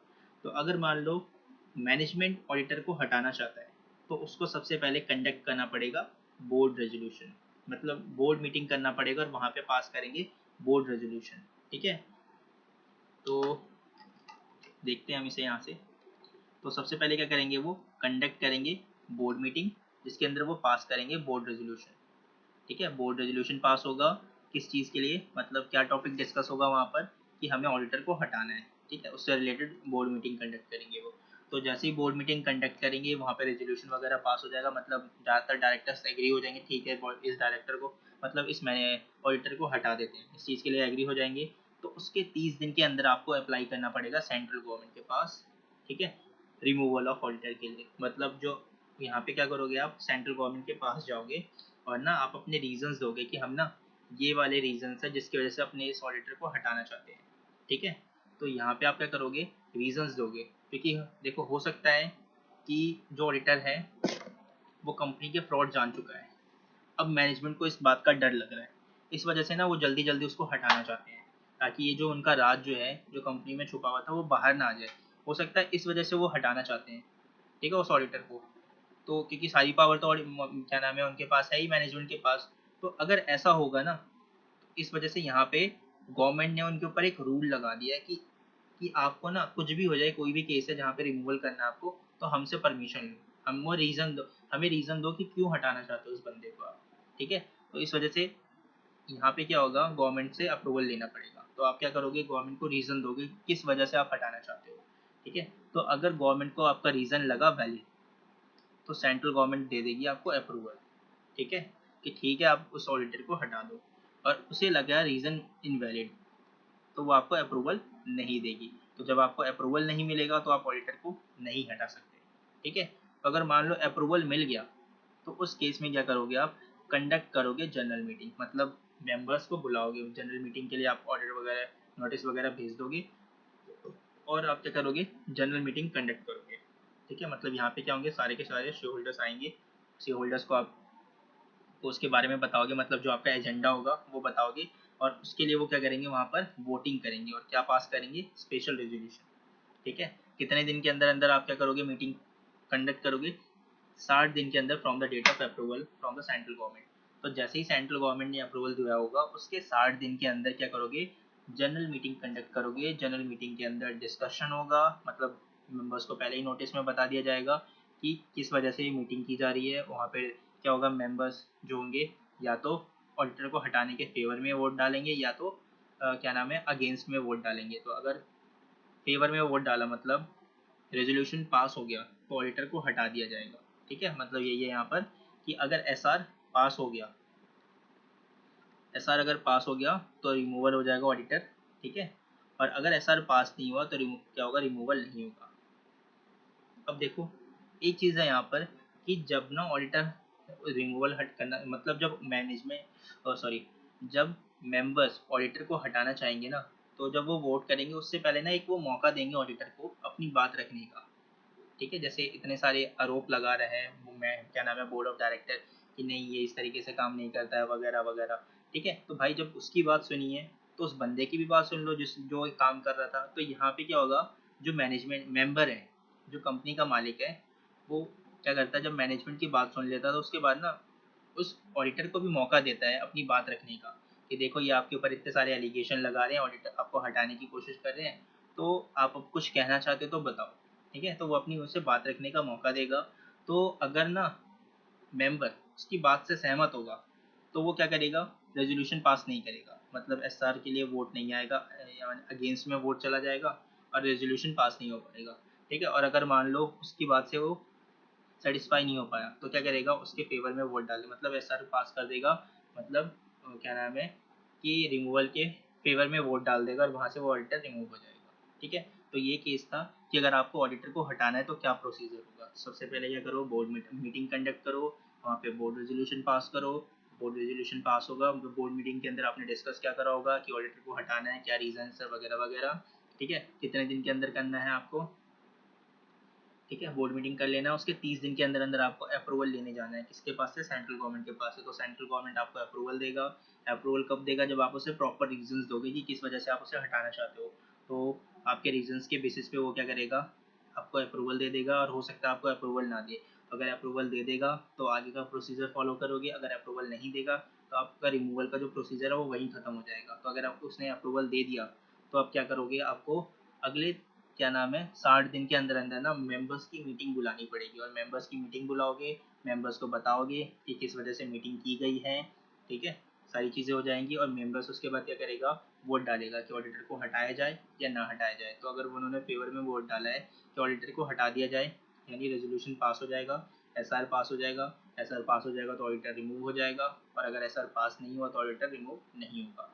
अब इन सब चीज़ों से पहले, मतलब रेजोल्यूशन पास होने से पहले, मेंबर ऑडिटर को एक मौका देगा अपनी बात रखने का। तो अगर वो उसकी बात से सहमत होगा तो ऑडिटर को रिमूव नहीं करेगा, अगर उसकी बात से सहमत नहीं होगा तो ऑडिटर को वो रिमूव कर देगा। तो ये था प्रोसीजर रिमूवल का। ठीक है, अब देखो इसी में सेकेंड पार्ट है रेजिग्नेशन का। ऑडिटर रिज़ाइन करता है तो उस केस में क्या होगा। ठीक है, तो रेजिग्नेशन के केस में क्या होगा, ये ऊपर वाले केस में रिमूवल था, मतलब वहाँ पे ऑडिटर को निकाला जा रहा था, यहाँ पे ऑडिटर खुद जा रहा है छोड़ के। ठीक है, तो अगर ऑडिटर खुद जा रहा होगा तो कुछ चीज़ें हैं जो उसे फुलफिल करनी पड़ेगी। तो duty of the auditor, auditor की क्या ड्यूटी होगी, when the auditor resign he is required to file the statement in prescribe form ADT 3। तो अगर वो रिज़ाइन कर रहा होगा तो वो प्रॉपर ना क्या करेगा, रीज़न देगा, नोटिस देगा किसको, ठीक है, फॉलोइंग डिपार्टमेंट को, फॉलोइंग लोगों को देगा, जैसे कंपनी को देगा, ठीक है, रजिस्ट्रार को देगा, और सेंट्रल गवर्नमेंट, अगर गवर्नमेंट कंपनी तो सेंट्रल गवर्नमेंट को भी बताएगा कि मैं कंपनी रिज़ाइन करूँगा। ऐसे थोड़ी है घर बैठ जाएगा, किसी को बताया नहीं तो पता कैसे चलेगा कि रिज़ाइन करा नहीं करा। तो एक प्रॉपर फॉर्मेट है जिसका फॉर्म नंबर है ADT 3। उस फॉर्म के अंदर वो ऑडिटर क्या करेगा, बताएगा रिज़ाइन के बारे में। ठीक है, कंटेंट ऑफ द स्टेटमेंट, अब यहाँ पे हमने बात करी ना कि स्टेटमेंट फाइल करेगा, तो स्टेटमेंट में करेगा क्या वो, तो स्टेटमेंट में वो रीजंस देगा, कि रीजंस बताएगा और अदर फैक्ट्स बताएगा कि वो रिजाइन क्यों कर रहा है। ठीक है, फिर उसके बाद ये जो डॉक्यूमेंट है वो फाइल किसको करेगा, तो फाइल करेगा वो कंपनी को, मतलब कंपनी को बताएगा रिजाइन क्यों कर रहा है, फिर रजिस्ट्रार को बताएगा। ठीक है, रजिस्ट्रार ऑफ कंपनी, ठीक है, ROC, उसको बताएगा। और अगर गवर्नमेंट कंपनी है, गवर्नमेंट कंपनी के अंदर ऑडिटर जो है वो रिजाइन कर रहा है तो वो किसको बताएगा, सेंट्रल गवर्नमेंट को बताएगा, CAG को, controller and auditor general of India को। ठीक है, फिर ये सवाल आता है कि कितने टाइम पीरियड के अंदर उसे बताना पड़ेगा।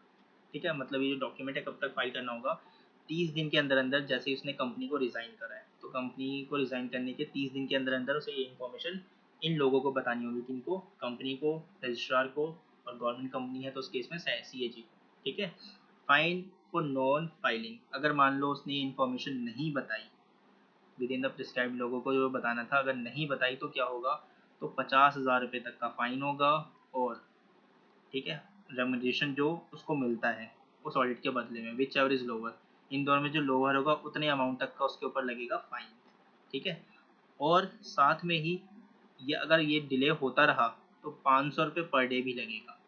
ठीक है, कंटिन्यूस फेलर होता रहा तो 500 रुपये पर डे, मतलब इन दोनों में जो लोअर होगा, इन दोनों में लोअर होगा वो तो लगेगा ही लगेगा, साथ में अगर डिले बढ़ता रहा तो 500 रुपये पर डे लगेगा। जैसे मान लो उसको ना ऑडिट फी मिलने वाली है उस कंपनी से 2.5 लाख रुपये मिलने वाली थी, तो 2.5 लाख रुपये और 50,000, विच और इज लोअर क्या हो जाएगा, 50,000, तो 50,000 तो फाइन लगेगा लगेगा, साथ में पर डे का फाइन कितना लगेगा, और 500 रुपये।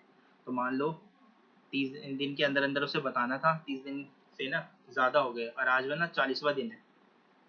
ठीक है, तो 10 दिन ज़्यादा हो गए, तो 50,000 तो लगा ही लगा, साथ में 500 रुपये पर दिन, तो 500 मल्टीप्लाई बाई 10 तो कितना हो गया, 5,000। ठीक है, तो 5,000 और लगेगा, तो 50 और 5 टोटल कितना फाइन लगेगा उसके ऊपर, 55,000 का फाइन लगेगा। ठीक है, बट मैक्सिमम जो फाइन है ना, यानी सबको मिला के जो फाइन बनेगा मैक्सिमम, वो 5 लाख से ज़्यादा नहीं होगा, तो मैक्सिमम फाइन लगेगा उसके ऊपर 5 लाख रुपये का। तो ये था रेजिग्नेशन के केस में। ठीक है, अब ना एक टॉपिक और है इसके अंदर जो मैं तुम्हें पढ़ाना है। ठीक है, उसके बाद बस लास्ट टॉपिक रह जाएगा तुम्हारा इसके अंदर, राइट एंड ड्यूटी वाला। ठीक है, इसके बाद तो बेसिकली एक last topic, second last topic है तुम्हारा स्पेशल। ठीक है, क्या नाम है, CAG वाला, सॉरी CAG नहीं, क्या कहते हैं इसे, याद करने दो मुझे। एक टॉपिक है कि ना कभी कभी क्या होता है, जैसे मान लो ऑडिटर को हमें हटाना था, रिमूवल वाला, तो रिमूवल वाले केस में मैं ऑडिटर को नहीं हटा पाया, बट ना मैंने क्या कर सकता हूँ, मेरे पास एक ऑप्शन होता है, अगर मान लो रीजंस वैलिड हैं, मतलब सेंट्रल गवर्नमेंट ने उसे डिक्लेयर कर दिया कि नहीं आप नहीं हटा सकते, रीजंस वैलिड हैं, तो उस केस में मेरे पास एक ऑप्शन होता है ट्रिब्यूनल के पास जाने का, मतलब मैं क्या कर सकता हूँ, कोर्ट के पास जा सकता हूँ। मैं कहूँगा भाई मुझे ऑडिटर नहीं रखना है, ये ऑडिटर सही नहीं है, रीजंस वगैरह वहाँ पे दोगे, क्योंकि सेंट्रल गवर्नमेंट को आपने रीजन दिया तो उसने आपके रीजंस को वैलिड नहीं माना और वहाँ पे आपका रेजोल्यूशन खारिज कर दिया। ठीक है, तो अब आपके पास एक और ऑप्शन है, कोर्ट के पास जाओ, मतलब ट्रिब्यूनल के पास जाओ, वहाँ रीजंस दो, रीजंस देने के बाद क्या करेगा, ट्रिब्यूनल ऑर्डर देगा उस ऑडिटर को हटाने का। तो वही वाला केस पढ़ेंगे कि रिमूवल बाय, ठीक है, ऑर्डर ऑफ द कोर्ट। कि कोर्ट के ऑर्डर से क्या कर रहे हो आप, रिमूवल कर रहे हो उस ऑडिटर का। तो यहाँ पे किस तरीके से होगा रिमूवल,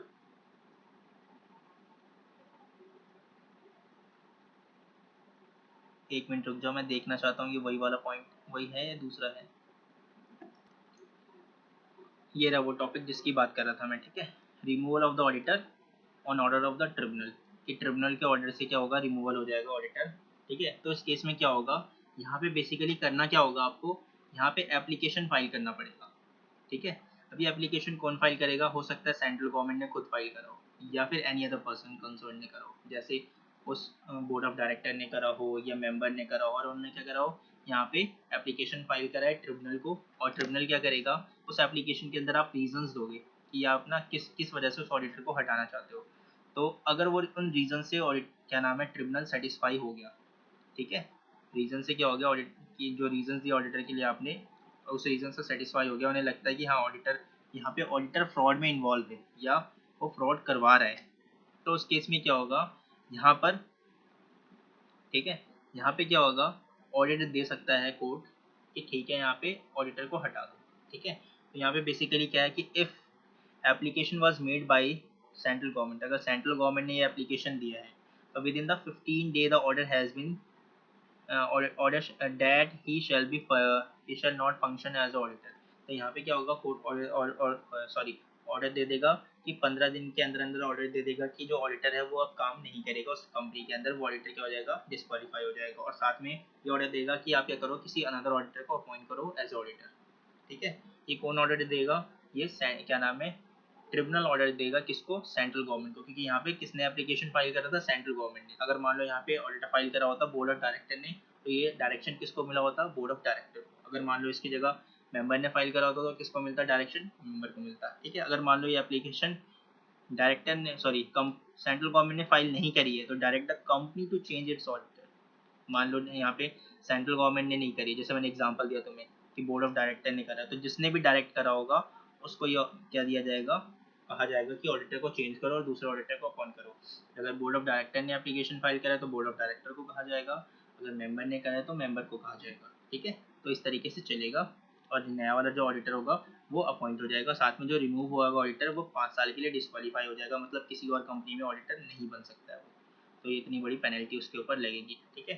तो अच्छा एक टॉपिक और रह गया था इसके अंदर, रेमुनरेशन वाला, कि ऑडिटर को रेमुनरेशन किस तरीके से मिलेगा, ठीक है। तो यहाँ पे कहता है remuneration to be fixed in general meeting, जो रेमुनरेशन होगा वो कहाँ पे डिसाइड होगा, जनरल मीटिंग के अंदर डिसाइड होगा, और in such manner as may be decided in general meeting, या फिर कोई ऐसा और तरीका जो डिस्कस होगा कि जनरल मीटिंग के अंदर कि किस तरीके से दिया जाएगा, ठीक है। तो ये कौन से केस में है, सब्सिक्वेंट ऑडिटर के केस में है, क्योंकि बेसिकली सब्सिक्वेंट ऑडिटर ही अपॉइंट होता है जनरल मीटिंग के अंदर, ठीक है। जो आपका एजीएम होता है वहाँ पे कौन सा ऑडिटर अपॉइंट होता है, याद करो अपॉइंटमेंट वाला टॉपिक, तो मैंने बताया था वहाँ पे कि जो सब्सिक्वेंट ऑडिटर ऑडिटर होता है वही अपॉइंट होता है जनरल मीटिंग के अंदर। तो ये जो रेमुनरेशन की बात कर रहा है वो किसकी बात कर रहा है, सब्सिक्वेंट ऑडिटर की, ठीक है। जो फर्स्ट ऑडिटर होगा उसका जो रेमुनरेशन होगा वो कौन डिसाइड करेगा, बोर्ड ऑफ डायरेक्टर डिसाइड करेगा कि कौन देगा, ठीक है। यहाँ पे रेमुनरेशन कौन देगा, यहाँ पे रेमुनरेशन बेसिकली मेंबर देगा, और यहाँ पे जो रेमुनरेशन है वो कौन देगा, यहाँ पे बोर्ड ऑफ डायरेक्टर्स देगा, ठीक है। उसके बाद देखो बेसिकली क्या होता है, जो रेमुनरेशन होगा ना, रेमुनरेशन, उस रेमुनरेशन में बहुत सारी चीज़ें और भी ऐड की जाएगी, जैसे आपकी जो एडिशनल फी होगी, ठीक है, साथ में जो भी एक्सपेंसेस वगैरह होगा वो सारी चीज़ें इंक्लूड की जाएगी। जैसे इस तरीके से समझाता हूँ मैं, मान लो मैं किसी कंपनी को ऑडिट करने गया, ठीक है, तो मेरी उनके साथ डील हुई, मैंने कहा भाई देखो ऑडिट के मैं लूँगा 10 लाख रुपये, ठीक है। तो उन्होंने कहा ठीक है डील डन। अब मैं ऑडिट करने गया तो मुझे पता चला उसकी ऑडिट के ना ब्रांचेस थे, दिल्ली में है 3 ब्रांच, दिल्ली में है 2 ब्रांच, मुंबई में है 4 ब्रांच, कोलकाता में है, ठीक है, और इस तरीके से ब्रांचेस हैं। तो जब मैंने उसकी कंपनी को ऑडिट करा तो साथ में मुझे ब्रांचेस के ऑडिट करने थे, तो ब्रांचेस के ऑडिट करने के लिए मैं चला गया पहले मुंबई, ठीक है। मुंबई गया, तो जब मैं मुंबई जाऊँगा तो फ्लाइट से गया, मैं फ्लाइट का खर्चा आया, साथ में वहाँ स्टे करा मैंने, ठीक है। तो स्टे करने के लिए मैंने 5 स्टार होटल चूज़ करा, वहाँ पे मैं रह रहा हूँ, ठीक है, और मैं वहाँ 10 दिन रहा, 10 दिन में मैंने ऑडिट करा। फिर उसके बाद क्या हुआ, मैं चला गया कोलकाता, फिर वहाँ पे भी मैं वहाँ से फ़्लाइट से गया, फ़्लाइट से जाने के बाद वहाँ भी 5 स्टार होटल में रह रहा हूँ, या मान लो किसी भी होटल में रह रहा हूँ, वहाँ खर्चा आया, ठीक है। तो ये जो जाने आने का खर्चा है और जो रहने का खर्चा है, वो जो खर्चा है ना वो मैं अपनी जेब से नहीं दूंगा, वो मुझे कंपनी पे करेगी, तो वो एडिशनल फ़ी हो गया, मतलब वो जो पैसा मुझे कंपनी देगी, तो जो एक्सपेंसेस के बदले में पैसा दिया तो वो भी मेरा रेमुनरेशन का पार्ट माना जाएगा। तो फी तो है ही पार्ट, साथ में जो एडिशनल पेमेंट होगा वो भी आपकी इनकम मानी जाएगी, ठीक है। तो रेमुनरेशन के अंदर उसे भी इंक्लूड किया जाएगा। और कुल मिला के ये कहा जाएगा कि रेमुनरेशन कौन देगा, तो जिस भी बंदे ने आपको अपॉइंट करा है वो आपको रेमुनरेशन देगा। जैसे एग्जांपल के लिए अगर सब्सिक्वेंट ऑडिटर है, ठीक है, तो यहाँ पे सब्सिक्वेंट ऑडिटर को अपॉइंट कौन करता है, मेंबर। तो यहाँ पे मेंबर की लायबिलिटी बनती है कि आपको रेमुनरेशन पे करे।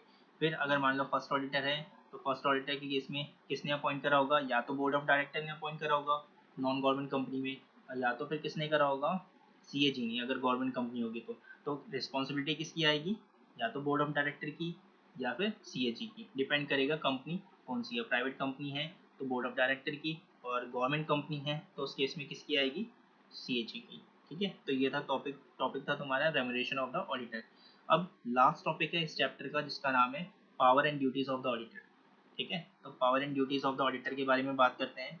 तो सबसे पहले आता है राइट्स एंड ड्यूटीज, ठीक है। Rights and duties of the auditor, कि ऑडिटर के पास क्या क्या राइट्स होते हैं। तो सबसे पहला राइट होता है right to access the books of account, ठीक है। पहला राइट क्या होता है, बुक्स ऑफ अकाउंट को एक्सेस करने का राइट होता है। तो बेसिकली होता क्या है, ऑडिटर अपॉइंटी की होता है, ऑडिटर अपॉइंट होता है जो फाइनेंशियल ईयर के अंदर जितने भी ट्रांजेक्शन हुए हैं उनको चेक करने का। वो ट्रांजेक्शन कहाँ रिकॉर्ड होते हैं, ठीक है, रिकॉर्ड होते हैं कहीं ना कहीं। तो जहाँ पे भी रिकॉर्ड होता है उसे हम कहते हैं बुक्स ऑफ अकाउंट, ठीक है। तो वो जो बुक्स ऑफ अकाउंट है जिसके अंदर सारे ट्रांजेक्शन रिकॉर्ड हुए हैं, उन सभी चीज़ों को चेक करने का अधिकार है।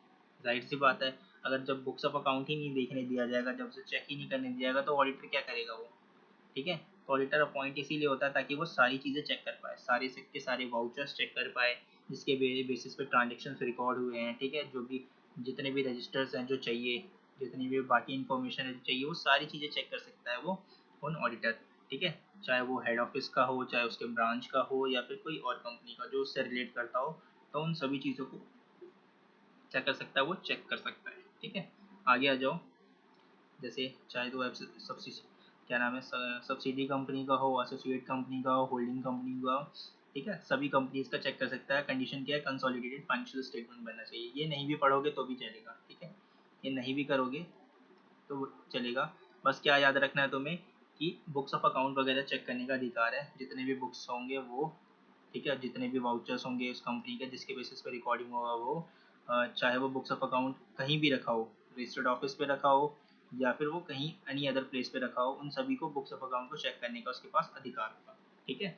फिर सेकंड आता है राइट टू रिसीव इन्फॉर्मेशन, मतलब बुक्स ऑफ अकाउंट के अंदर जो भी ट्रांजेक्शन्स वगैरह रिकॉर्डेड होंगे, अब आपको उससे रिलेटेड जो भी इन्फॉर्मेशन चाहिए, जैसे एग्जांपल ले लो, कैश बुक है, कैश बुक के अंदर 10 लाख का अमाउंट लिखा हुआ है, कौन है ऊपर,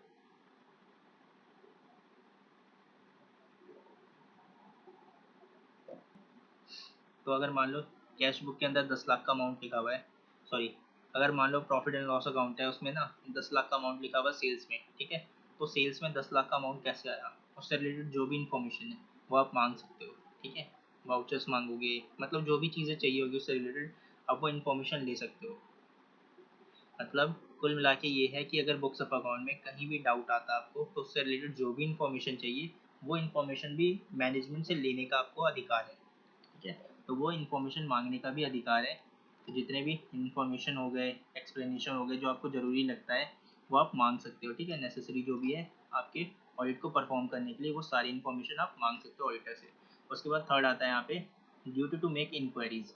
अब क्या है उसके साथ साथ कि आपकी ना कुछ ड्यूटीज़ बनती है कि आप इंक्वायरी करो, मतलब जो भी बुक्स ऑफ अकाउंट में मेंटेन होगा ना, उससे रिलेटेड आप इन्फॉर्मेशन मांगो। तो जैसे कुछ चीज़ें यहाँ पे एक्सप्लेन कर रखी है, जैसे लोन एंड एडवांसेस के बारे में है, whether loan and advances made by the company on the basis of security, ठीक है, have been properly secured, and whether the terms on which they have been made are the prejudicial, ठीक है, to the interest of the company or its member or not। ये सारी चीज़ check करो। मतलब अगर कोई लोन और एडवांसेस है तो क्या उसके बदले में कोई सिक्योरिटी वगैरह है या नहीं है, आपने उसे प्रॉपरली सिक्योर कर रखा है नहीं कर रखा है, ठीक है। उसके बाद कहता है कि आप चेक करो कि whether the term on which they have been made, कि वो प्रॉपर टर्म पीरियड का है नहीं है। उसके बाद कहीं ये कंपनी के लिए हार्मफुल तो नहीं है, कोई ऐसा लोन एंड एडवांसेज है जो कंपनी के इंटरेस्ट के खिलाफ है, ठीक है। वो सारी चीज़ें आप क्या करोगे, चेक करोगे। मतलब लोन एंड एडवांसेज चेक करते समय किन किन बातों का ध्यान रखोगे वो बता रखा है बेसिकली, ठीक है। इसी तरीके से किसी और ट्रांजेक्शन को चेक करोगे तो उससे रिलेटेड जो भी चीज़ें हैं वो सभी चीज़ों को आपको देखना पड़ेगा। ठीक है, ये कहना चाहता है ये। तो कुल मिला के आपको क्या होगा, अलर्ट रहना है। मतलब ड्यूटीज़ है कि जब भी आप इंक्वायरी करोगे ना, जब भी किसी चीज़ को चेक करोगे तो आप क्या करोगे, डिटेल में चेक करो उस चीज़ को। मतलब उसके अंदर हर एक चीज़ चेक करने की कोशिश करो ताकि कोई फ्रॉड के चांसेस ना रहें। जैसे सेल्स को चेक करो, यानी कुल मिला के कहा जाए ना, वाउचिंग एंड वेरिफिकेशन करोगे आप कि डिटेल में चेक करो। असेट्स एंड लायबिलिटीज़ है तो उसका वेरिफिकेशन करोगे, और अगर मतलब प्रॉफिट एंड लॉस के अंदर के आइटम्स है तो उनकी क्या करोगे, वाउचिंग करोगे। तो यहाँ पे ऑडिटर का काम है कि प्रॉपर इन्वेस्टिगेशन करे, प्रॉपर इंक्वायरी ले। ठीक है, जैसे मान लो वो वेजेस चेक कर रहा है, तो वेजेस जैसे यहाँ पे मैंने एग्जांपल दिया लोन एंड एडवांसेस का, उसी तरीके से मान लो वेजेस है, तो अगर वो वेजेस चेक कर रहा है तो वेजेस में क्या करो, आप मैनेजमेंट से डेटा मांगो कि आपके पास कितने एम्प्लॉय हैं। ठीक है, उनका टोटल अमाउंट कितना बनता है, फिर बाकी जो स्टैचुरी रिक्वायरमेंट है काट पीट के उसको कितना देते हो। ठीक है, पेंशन में कितना अमाउंट जमा होता है। ठीक है, फिर प्रोविडेंट फंड में कितना अमाउंट जमा होता है। ठीक है, उनका बाकी टैक्सेस वगैरह कितना करता है, ये सारी इन्फॉर्मेशन लोन से मैनेजमेंट से मांग लो। फिर उसके बाद ना इसी बेसिस पे अगर मान लो आपको सेटिस्फेक्शन नहीं मिलता है तो आप क्या, चले जाओ एम्प्लॉय के पास चले जाओ, 10-12 एम्प्लॉय से पूछ लो कि आपकी सैलरी क्या है। ठीक है, आपको कितना मिलता है। ठीक है, फिर उसके बेसिस पे क्या करो, अपना प्रिजम्पशन लेके ना कैलकुलेट कर लो, जो जितना मैनेजमेंट ने बताया और इसने जितना बनाया बताया क्या वो मैच हो रहा है नहीं हो रहा। अगर मान लो उनमें कोई डिफरेंसेस आ रहे हैं तो मैनेजमेंट से जाके इंक्वायर करो, इसकी सैलरी आपने बोला था इसके हिसाब से इतना अमाउंट बन रहा है, जबकि मैंने एम्प्लॉय का चेक करा तो उसका तो कम बन रहा है। ठीक है, मतलब ज़्यादा बन रहा है और आपने कम बता रखा है, तो क्या क्या है रीज़न, वो प्रॉपर वगैरह रीजंस पूछो। ये सारी चीज़ें आप क्या कर सकते हो, वहाँ से इंक्वायरी कर सकते हो। ठीक है, मतलब कोई भी ऐसी सिचुएशन ना छोड़ो जहाँ पे पॉसिबल वो बन रहा हो और आप चेक ना कर पाओ। ठीक है, तो सारी चीज़ों को चेक करो अच्छे से। तो वही वाले यहाँ पे कुछ पॉइंट्स दे रखे हैं, आगे आ जाओ।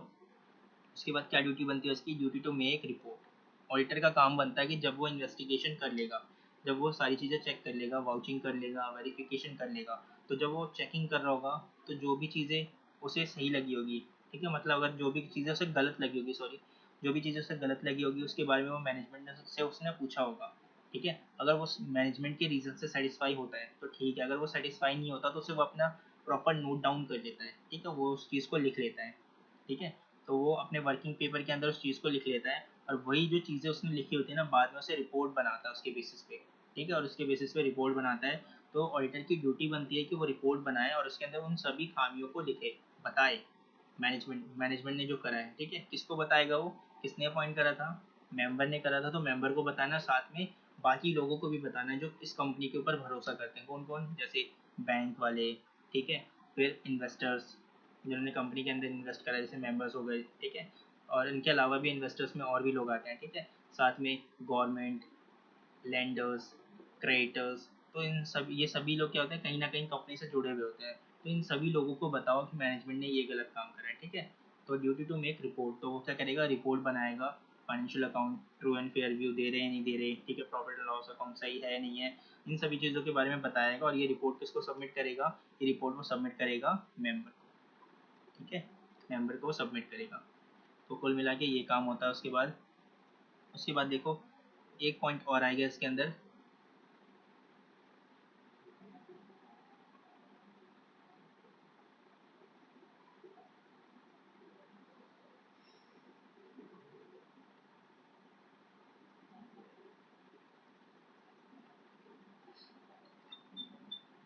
ठीक है, वैसे अब बस इतने काफ़ी पॉइंट हैं।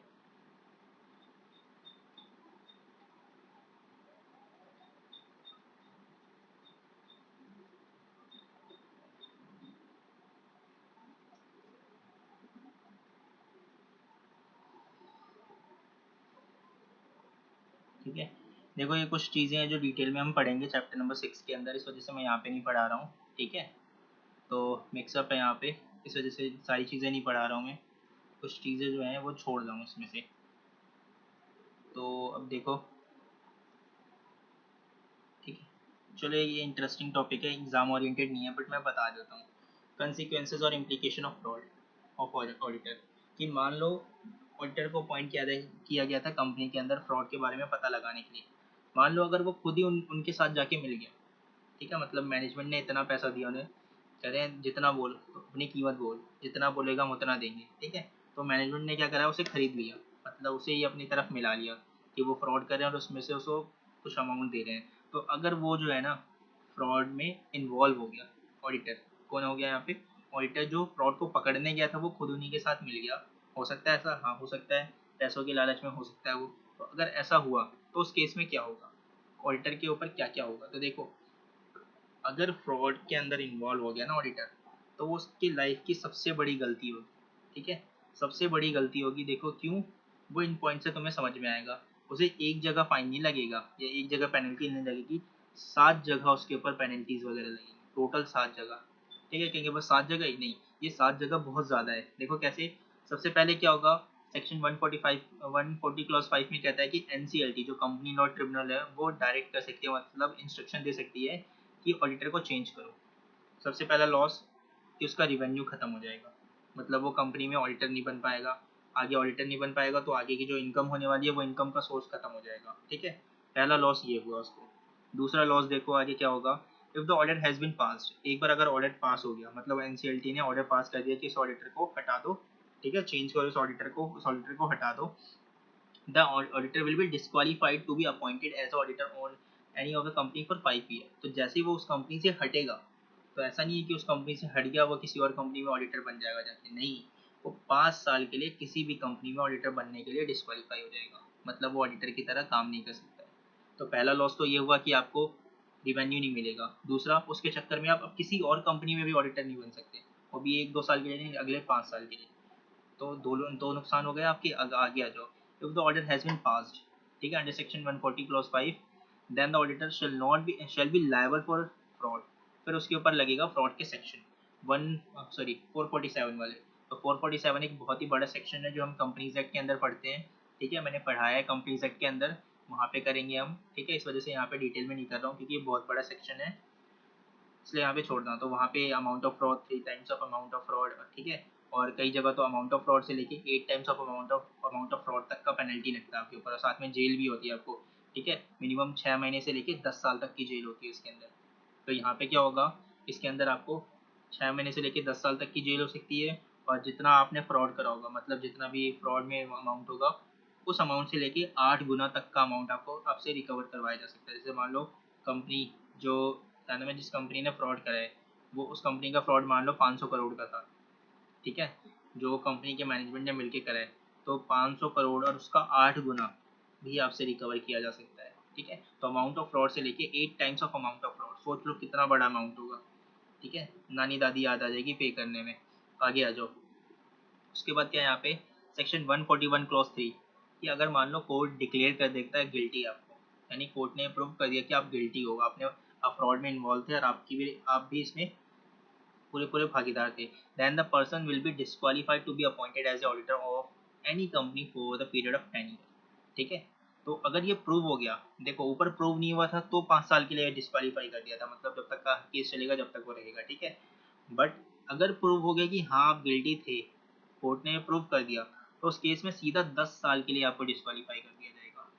ठीक है, 10 साल तक आप ऑडिटर ही नहीं बन सकते अब किसी कंपनी के अंदर। साथ में आगे देखो, पांचवा क्या है, कॉम्प्लिकेशन। ये कहता है, if auditors intention was to deceive, then he shall be liable for imprisonment और फाइन। मगर मतलब ये है कि अगर ना ऑडिटर जो है उसका इंटेंशन था चोरी करना, ठीक है, घपलेबाजी करना, और तो उस केस में क्या होगा, ये प्रूव हो जाता है कि वो चोरी करने या घपलेबाजी करने का उसका इंटेंशन था, मतलब वो जो मैनेजमेंट के साथ मिल गया था, तो उस केस में उसे जेल होगी 1 साल की, और फाइन लगेगा 1 लाख से लेके 8 times of amount of remuneration, जो हमने ऊपर भी देखा था। ठीक है, तो जितना भी रेमुनरेशन होगा उसका 8 गुना, मतलब मान लो उसे उस कंपनी से 10 लाख रुपए मिलते हैं ऑडिट करने के, तो अमाउंट 1 लाख रुपए से लेकर, ठीक है, 10 लाख का 8 गुना, 10 लाख का 8 गुना कितना होगा, 80 लाख। तो 1 लाख से लेके 80 लाख रुपए तक का फाइन, यानी विच एवर इज लोअर जो होगा उतने तक का फाइन लगेगा आपके ऊपर। ठीक है, मैक्सिमम, ये विच एवर इज लोअर वाला पॉइंट यहाँ ही आना चाहिए था। ठीक है, ये यहाँ पे मैंने गलत लिख दिया। मैक्सिमम आपके ऊपर कितना होगा, 8 times of amount of fraud जो होगा उतने तक का लग जाएगा। उसके बाद देखो, सेक्शन 147 क्लॉज 3 क्या कहता है, ये कहता है, then he shall refund the amount of remuneration.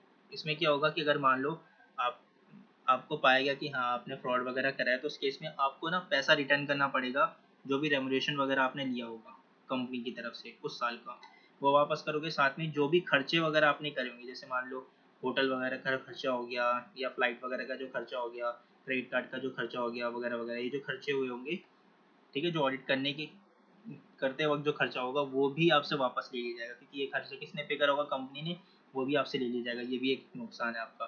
फिर एनी अदर लॉ, कि अगर मान लो कोई और अदर लॉ के अंदर कन्विक्टेड पाए गए हो, तो उस केस में उसके हिसाब से जो लाइबिलिटीज़ वगैरह बनेगी, जो भी पेनल्टीज़ वगैरह बनेगी, वो भी आपको पे करना पड़ेगा। मतलब यहाँ पे गवर्नमेंट का इंटेंशन क्या है कि आप एक बार फ्रॉड करने की करो तो सही, करना तो छोड़ो, आप सोचो तो सही एक बार। सोचने पे ही तुम्हारी नानी दादी याद आ जाएगी। कितने सारे फाइन एंड पेनल्टीज़ है कि आपका पूरा करियर ही चौपट हो जाएगा अगर आपने फ्रॉड करा तो। ठीक है, तो ये बहुत ही बड़ा क्या है, कॉम्प्लिकेशंस है कि अगर आपने फ्रॉड करने की सोची भी तो आपके ऊपर इतने सारे क्या लग जाएंगे, चार्जेस लग जाएंगे। तो बच के रहना होता है ऑडिटर को। ठीक है, यानी हर एक कदम को फूक फूक के रखना होता है। तो ये था तुम्हारा चैप्टर नंबर 7। ठीक है, तो एक बार 10 ईयर से दिखा देता हूँ बेसिकली क्या है। तो क्वेश्चन नंबर 1 में क्या है, appointment, remuneration, qualification, disqualification, removal और रेमुनरेशन ऑफ द ऑडिटर। ये पढ़ लिया हमने सारे टॉपिक। ठीक है, आ जाओ आगे आ जाओ।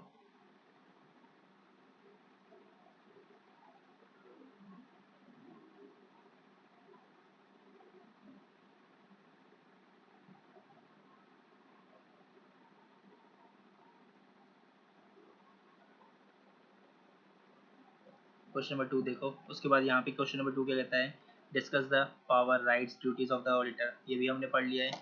ठीक है, तो उसके बाद नेक्स्ट आ जाओ।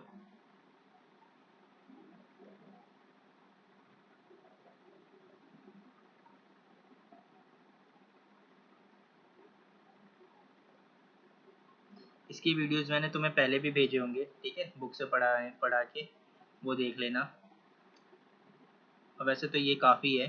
ठीक है, उसमें मैंने क्या नाम है 10 ईयर से पढ़ाया था, इसमें मैं अपने नोट से पढ़ा रहा हूँ। बात एक ही है, कहीं से भी पढ़ लो, कॉन्सेप्ट समझ में आना चाहिए बस। ठीक है, तो बेसिकली तुम्हारे इस बुक के अंदर मतलब बेसिकली यही सारे टॉपिक थे जो मैंने तुम्हें कवर करा दिया है। ठीक है, जो कुछ बच गया हो, जो समझ ना आया हो, वो पूछ सकते हो तुम मुझसे। तो यही था तुम्हारा चैप्टर नंबर 7। ठीक है, तो आज के लिए काफ़ी है।